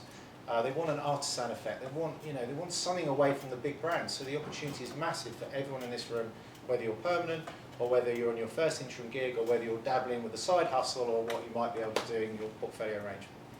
Lovely. Thank you, Pat. Thanks for sharing the inspiration. and the story of your dad. And I love that piece about work-life integration. Now, to bring this idea to life even further, I'd like to hear both from Sarah and Carrie, because you can both bring your unique perspective to what portfolio working looks like for you. So Sarah, I'm going to come to you first. You've had a really extensive career as a senior executive. You're now operating in that portfolio space. So could you share with us a little bit about your journey so far and what drew you to that way of working? Sure, thanks very much. So evening everybody. I went portfolio about 6 years ago, which means that I left permanent executive life to take on a set of different roles. I'll give you the headline of what I do now, and then I'll go back a little bit and talk you through how I got there. At the moment, I chair 4 different companies as a non-exec, and that takes up about half my time, and then the other half of my time I do quite a lot of client advisory work on strategy and transformation and so on. 6 years ago, I'd had a kind of reasonably standard executive career doing a variety of different things, and I made the leap because I had the chance to do so. I never would have dared go portfolio, I never would have dared give up a permanent job if I didn't have the financial safety net of the opportunity of redundancy. And so I was able to get redundancy from a job that I wasn't very happy in, so that was a very good outcome. I was able to make that leap, and I couldn't have made that leap before then because, I'm a parent, as many of you will be, but I'm a single mum, and it's just me that looks after the kids and puts bread on the table and all the rest of it. So I had to, historically, I had to have that reliability of a secure income. So it still felt very scary, but I knew it was something I wanted to do because I knew that I would really enjoy basically working for myself, which is a theme that I'll return to in a little while. I already had 2 non-exec roles alongside my permanent career, so that really helped, and 3 in fact, including a governor of a school. So I was doing a couple of pro bono trustee roles. I was trustee at Kew Gardens, and I was trustee at the National Lottery Heritage Fund. So that really helped. That was the beginning of a little portfolio. And then I went through a process for a role of chair of the board of a company called Sordays, which is like a small Airbnb travel company. And I got that job, and that was the first one that I went for, and I cannot tell you the joy. I still feel it now, 6 years later, because then I was committed. I knew I had no choice but to. That was it. I had a portfolio, 2 trustee roles, and a governor role at a private school, and suddenly chair of a commercial company. So that's made me stop looking for any more permanent roles, and meant that I could really take the plunge. I gave myself 2 years.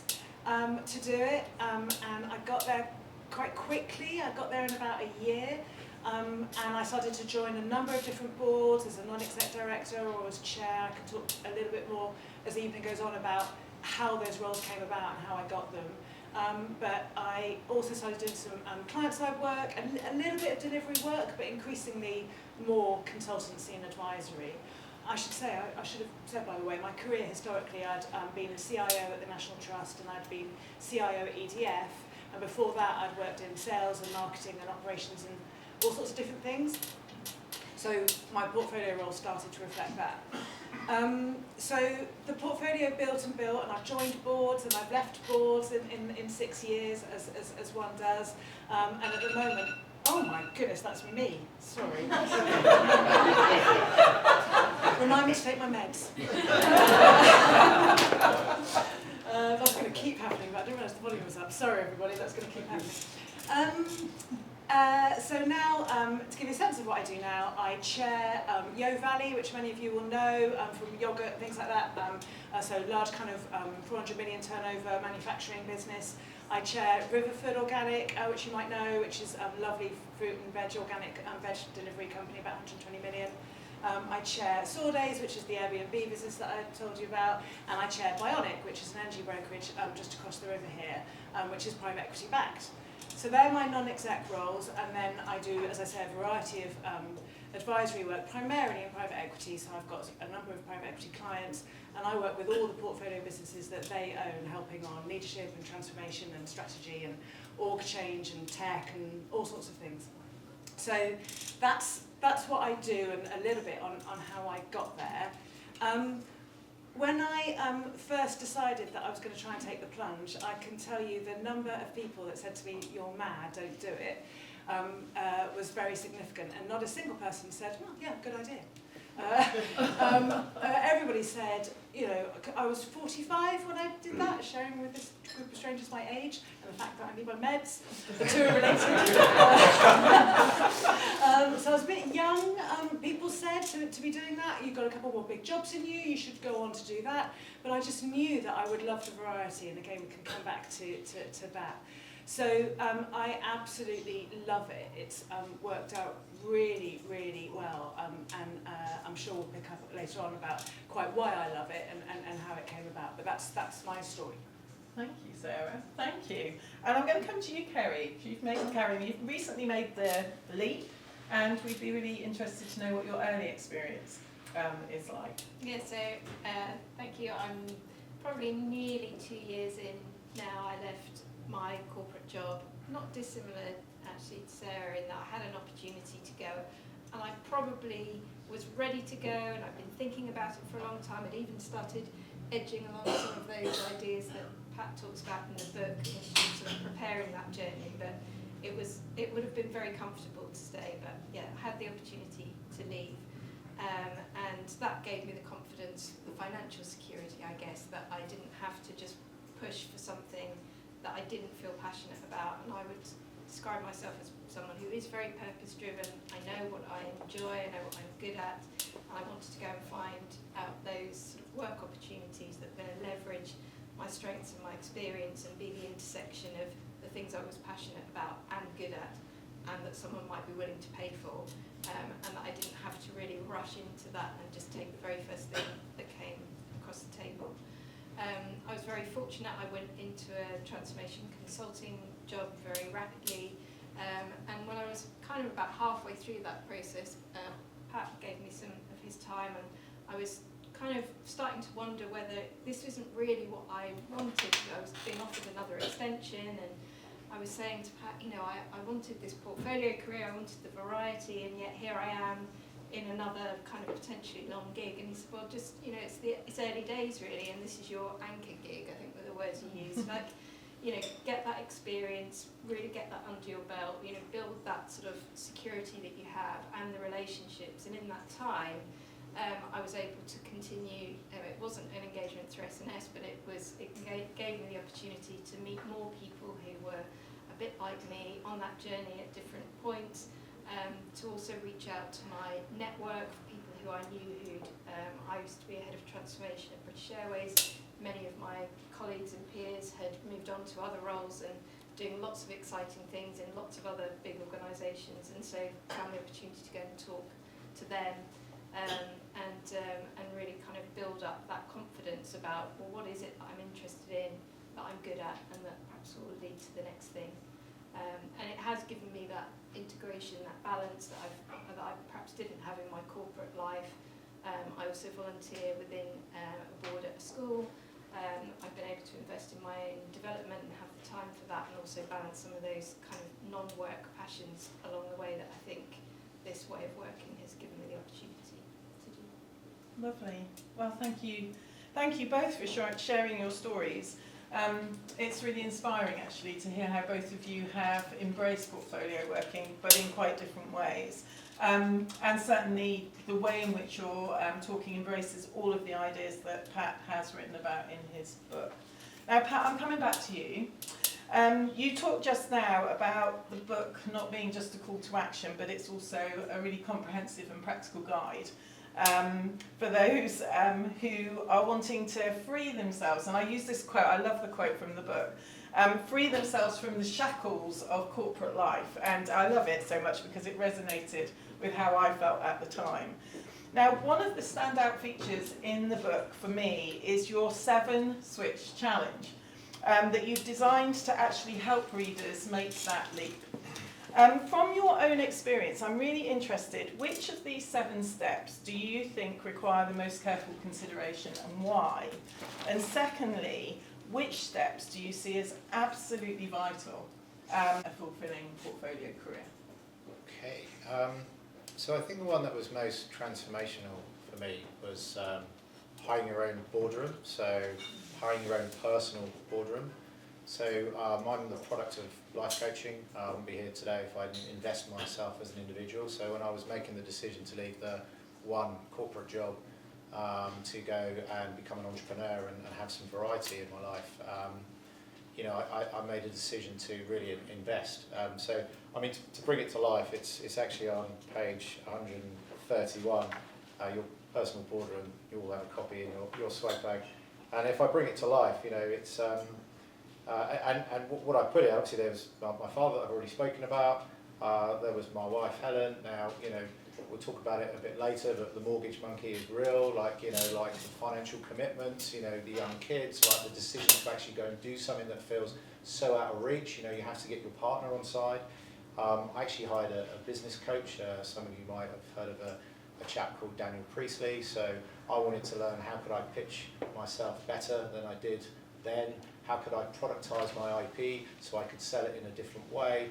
I actually wrote the Interim Revolution on via that coaching, you know, and that gave me the confidence to really sort of kick on and become more vital than functional and stand out from the crowd to be able to actually compete in, you know, what is quite a saturated market.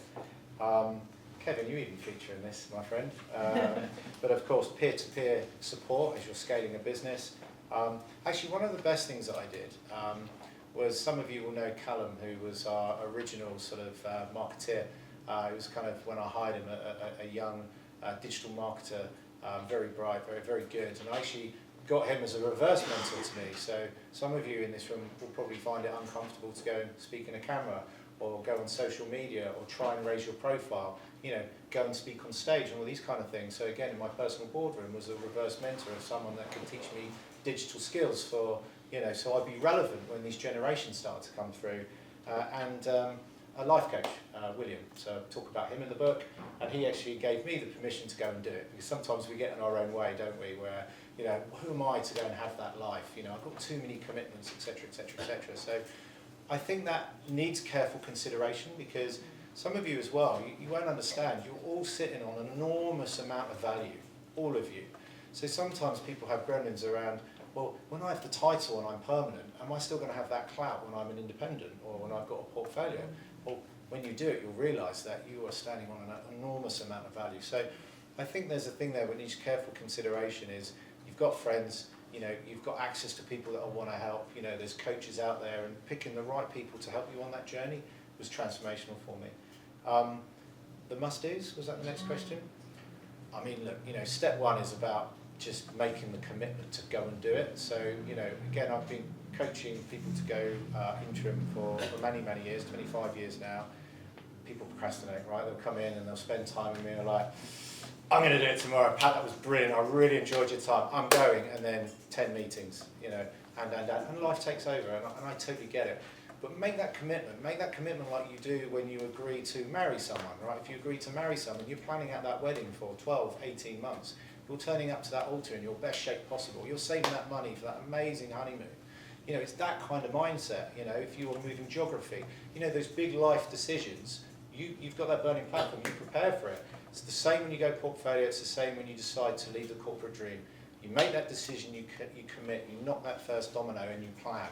So that's why there's that richness in the book around, I get what you're going through, it can take 3 to 5 years, but mentally make that decision.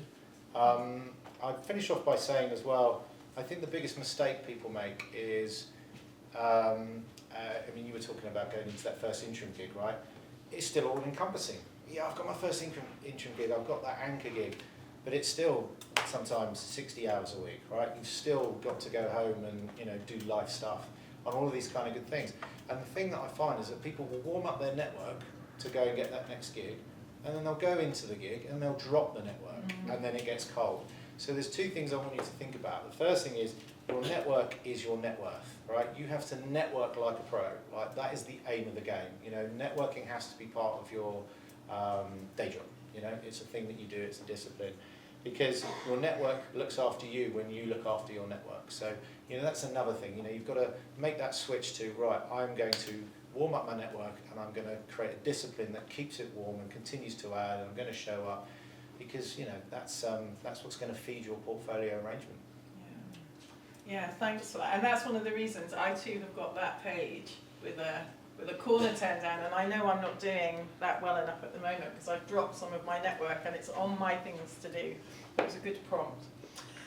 Thank you. Sarah, I'm going to come back to you a moment because you mentioned around the thought you'd given to the type of jobs that you wanted to go and do within your portfolio career, and I'm really interested in that connection between the roles you're taking on and your deeper sense of purpose and connection to it. And I'm just wondering if you could talk to that, because that's one of the beautiful benefits of portfolio careers. It really is. It's soul food. So I spent the first half of my executive career in the city, working in financial services, and then found myself working at the National Trust, where I was CIO. And the National Trust is a completely different organisation to anything that I'd ever known before, and I loved it. I discovered what working for an organisation that has purpose can mean, and that drive to get out of bed in the morning because you feel like you're doing some good in the world, working for a really substantial charity. And when I left the National Trust, I knew I'd missed that, which is why I joined the board of Kew Gardens, which is another fabulous organisation where you feel like you're playing your part in life a little bit, beyond just turning up and earning some money. And so I've thought about my portfolio in the same way. Any organisation that I join, I look for at least one of two things. It either needs to be a purpose-driven organisation in some way, shape or form, or it needs to have a very apparent set of good values around the board table and in the executive team, and you can smell it, can't you? You can just tell if there's a really good value set of the people you're working with. And they are my two tests, and I won't go and work anywhere else. And that can be quite scary because you might get, I can think of one in particular where I was offered, a good job, and it was well paid, and it was CV enhancing. But I knew that this was a bunch of guys, and I'm afraid it was guys, that I just was never going to be able to work with. And so it was very hard to say no. It's so hard when you're in portfolio to say no to anything, because you're constantly convinced you're never, ever going to get another job again, always. But I did say no. And so the purpose-led organisations rather that I work with, so Yo Valley is all about organic farming and community practice and regenerative agriculture and soil health and things like that. And so much of our purpose just is woven all the way through what we do and how we do it. It's a completely different set of criteria to strategy and delivery to have that purpose. Riverford, where I'm chair, again, organic farming, really, really focused, and it's employee-owned as well, so it's all about how actually do you return value to the people, the actual owners of the, co-owners of the business. Sawdays is employee-owned as well, so it's about sustainable travel. Bionic, where I'm chair, is all about how do you look after that very underserved community of SMEs, of small businesses that nobody ever thinks about when you try and help them buy energy or water or whatever. All of these businesses have got some sort of purpose to them, but they've also all got that value set thing. And the values for me is about integrity. Is this a bunch of people who've got high integrity? Are they straight? Can I trust them? Are they driven by politics, or are they low ego? Are they grafters? I've got a very kind of real value set thing about people who like to roll up their sleeves and work. And I like to work with people who like to work. If they're not, I've got very low tolerance for that. So there's a whole set of values that I look for, and I know from experience that if I'm compromising any of those things, I'm not going to be any good to the people that I'm working with. So it helps me, helps them, helps me, helps them. It's one of those kind of reinforcing things.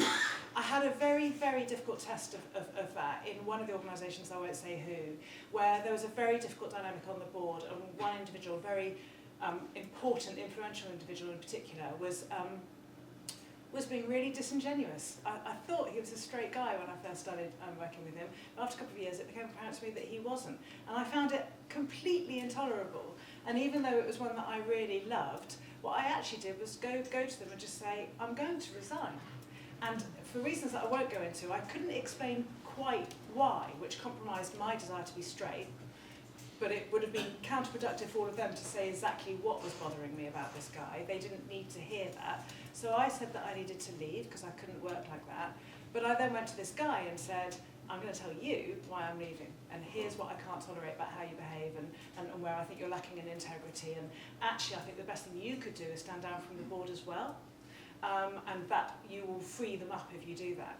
It was a rocky conversation, I'm not going to lie. But to his extraordinary credit, he listened, thought about it, reflected, and stood down from the board. And the board then came back to me and said, will you stay? Because he said to them, I'm going to share with you what Sarah has said. She didn't want to compromise me by sharing that with all of you, but I'm going to. Amazing, what a guy, actually. And funny enough, he just wrote to me today saying, when should we have lunch? And so this conversation was 3 years ago, so all's well that ends well. But it really, really proved out to me that thing that if you really stick to your core values, my goodness, it pays back and it works out, and you can be, kind of truly authentic. So, yeah, purpose and values are incredibly important to what I do, and the joy of portfolio working is that I'm not working in just one values-led, purpose-focused organisation. I'm working with about 15 of them, and that's just amazing, so I feel incredibly privileged. So yeah, purpose is very important to me. Very important. And I can resonate with so much of that, having been with one organisation for a very short period of time, because when I got in there, the integrity and trust wasn't where I expected it to be. So yeah, understand. Now, Carrie, I've heard Pat just talk around you can get in your own way and make the commitment and go for it. Within the book, there's a chapter in the book called Make a Jump. And one of the key themes there is around this idea of facing into those fears and really finding that courage in oneself to make that leap. And I'm just wondering if you could tell us if there was anything within there you had to personally lean into, and indeed, how did you do that? Where did you find that courage to do what you do today?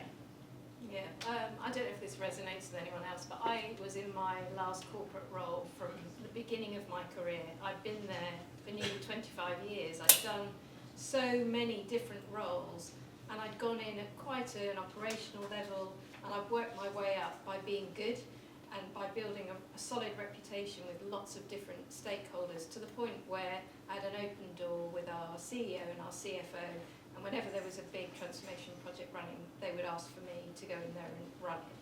And I took great pride in that, and I didn't take it lightly, but I felt I had earned that over those 25 years, and I felt that I'd earned it by proving my ability to deliver, to be reliable, to be challenging in the right circumstances. And my biggest fear was when I walked away from those stakeholders and into a new organisation, they wouldn't know any of that about me. And I would have to start all over again, and I would have to build that credibility, and how would I ever begin to do that in what might be a very short space of time, weeks even, to prove myself.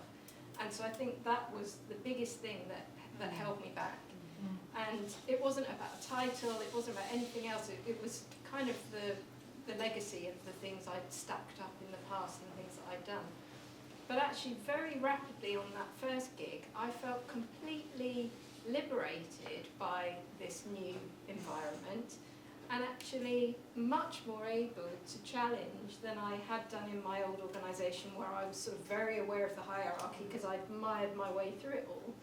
And in one of the very first meetings I had with a senior stakeholder there, Chris is smiling at me because we were in the same organisation doing different things, so he kind of knows some of this story. But it was somebody who had quite a responsible role in the transformation, and he said to me, Carrie, when we're a mature, agile organisation, then this thing that you've sort of described as a bit problematic, it will come in a different form. And I said, but no, Martin, when we don't have this, when you're a mature organisation, you won't need this thing anymore.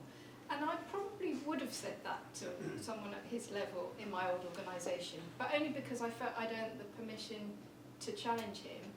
And he was so surprised, but he was delighted.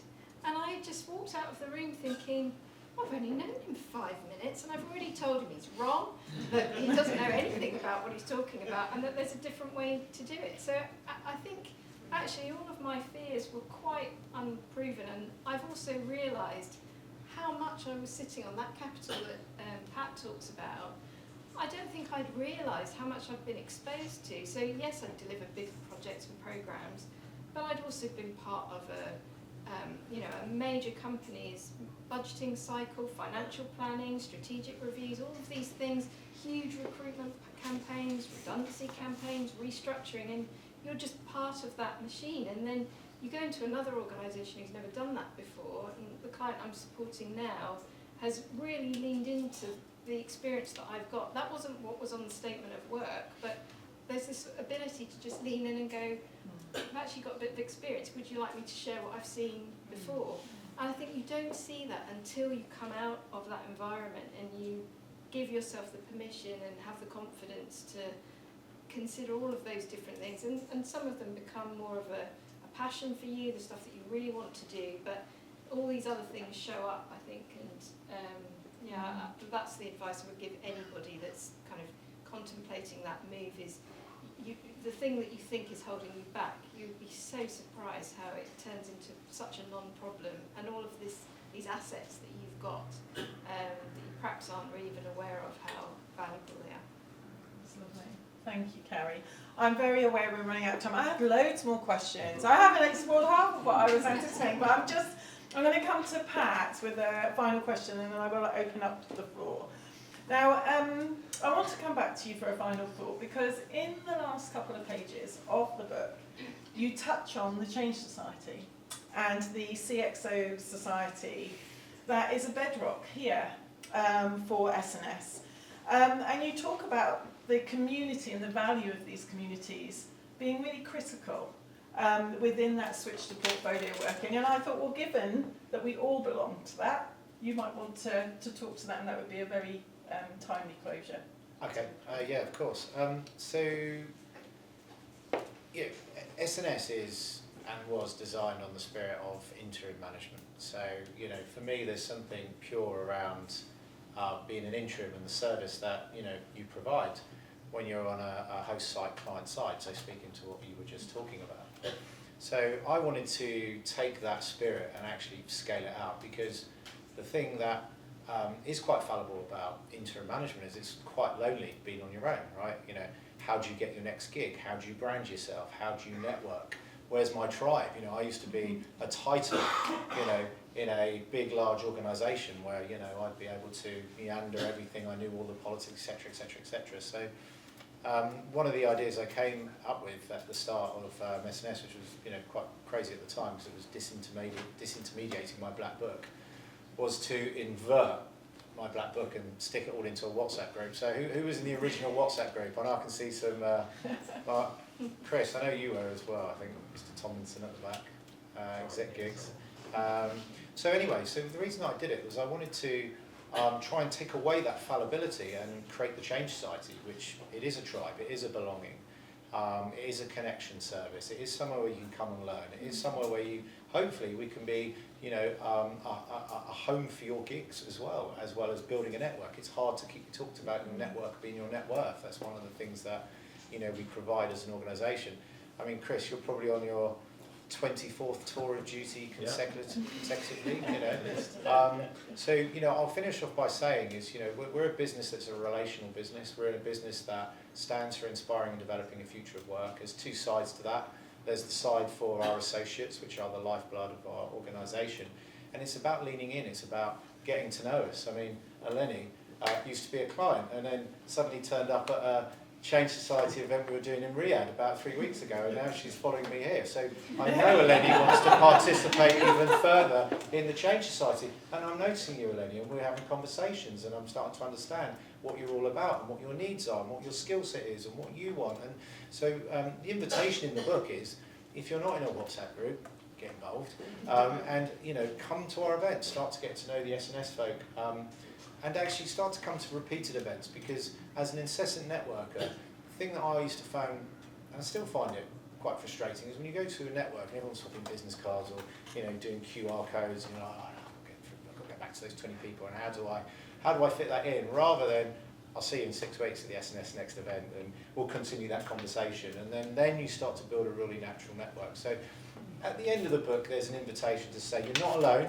when you're going on that journey to interim or portfolio. We've got your back. lean in, participate more with us as an organisation. We're about relationships for life and inspiring and developing a future of work. Amazing, thank you. Sophia, have I got time to open up, or is it open? I have a few questions, yeah. Okay, so I'll come to you now. Is there you'd like to pose? Like I say, yes, I'll go to the gentleman in the yellow jumper. Just reflecting on two sessions we just had, maybe this question is about square portfolio working with mission-based work.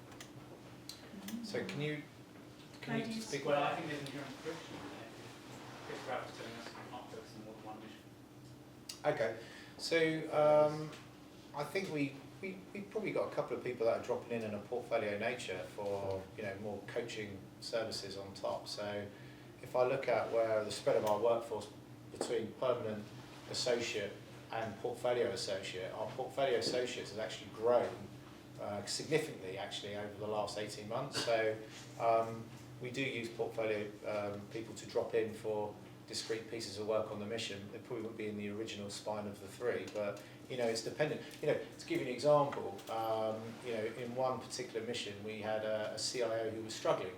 So we parachuted someone to come in a fractional capacity for 2 or 3 days a week to do some coaching before we made a decision on whether that person would be the right person to lead that organisation forward. So sometimes they might not be in the mission, per se, in the central mission, but of course when you're doing great work in organisations, they start tapping you on the shoulder for other opportunities, and that's where some of these portfolio arrangements pick up. The other thing I'll say is, as you've seen, I think you've done 3 or 4 tours of duty with us. It might be that you'll be running 2 or 3 clients via us as well as you start to mature in your journey with us. So yeah, I don't know if you want to speak to that a bit more. Well, I think when we were talking about Model One Mission, that was really in an organisation from a transformation perspective. So just speak about myself personally, first mission-based working piece I did with Shell, I was all in. That was full focus on the ground, working with the teams, and then back up to the execs. What I'm doing now is with Adrian, we're spanning a number of missions. So, from a portfolio perspective, from my own perspective, it's brilliant because we're getting a lot of insight to lots of different organisations. We're able to spot across. I guess that's something that, Sarah, you must see with the organisations you're chairing. So there's a lot of cross-pollination that you get there as well in learning. There's two different things, but I've got the question right. I'll take one more from the floor. That lady there, please. I've actually got 2 questions, but hopefully they can be answered in one. So, first question is, how do you manage your time between different initiatives? Is it a lot more fluid, or is it you time block between the 2? And secondly, what if something is a bit challenging in one of the initiatives? How do you then sort of compartmentalise that?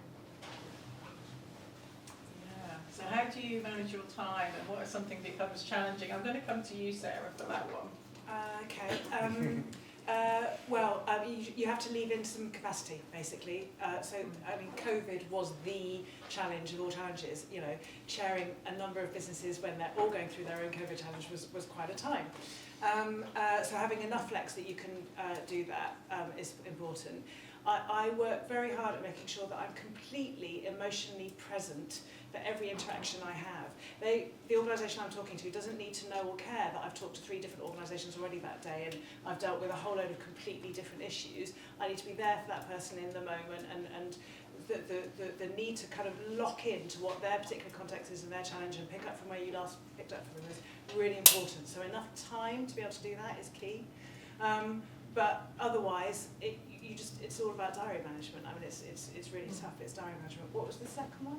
It was if there's something that's challenging that then becomes demanding of more time. Oh, that's the joy of portfolio life, because at any one time there's always a basket case, but the rest of them are going great. So that is wonderful. And as an executive, I used to have the same thing, managing large-scale portfolio programs of work. There's always one bit that's just, if it was only that in your day, you'd struggle. So actually, I find that exactly that perspective and balance from going from one issue to the other, and you step back and you look at the thing that's been exercising you, and you look at it with fresh perspective, and you take the learnings from one and apply it to the next. So actually, it's what keeps me sane. There's all that variety helps provide context on the rest of it, and it's that read across, as we were just saying. Yeah, that read across is quite extraordinary. Okay, I am going to close it there because I am aware of time. I'd like to extend on your behalf a huge thank you to our panel. Please give them a round of applause.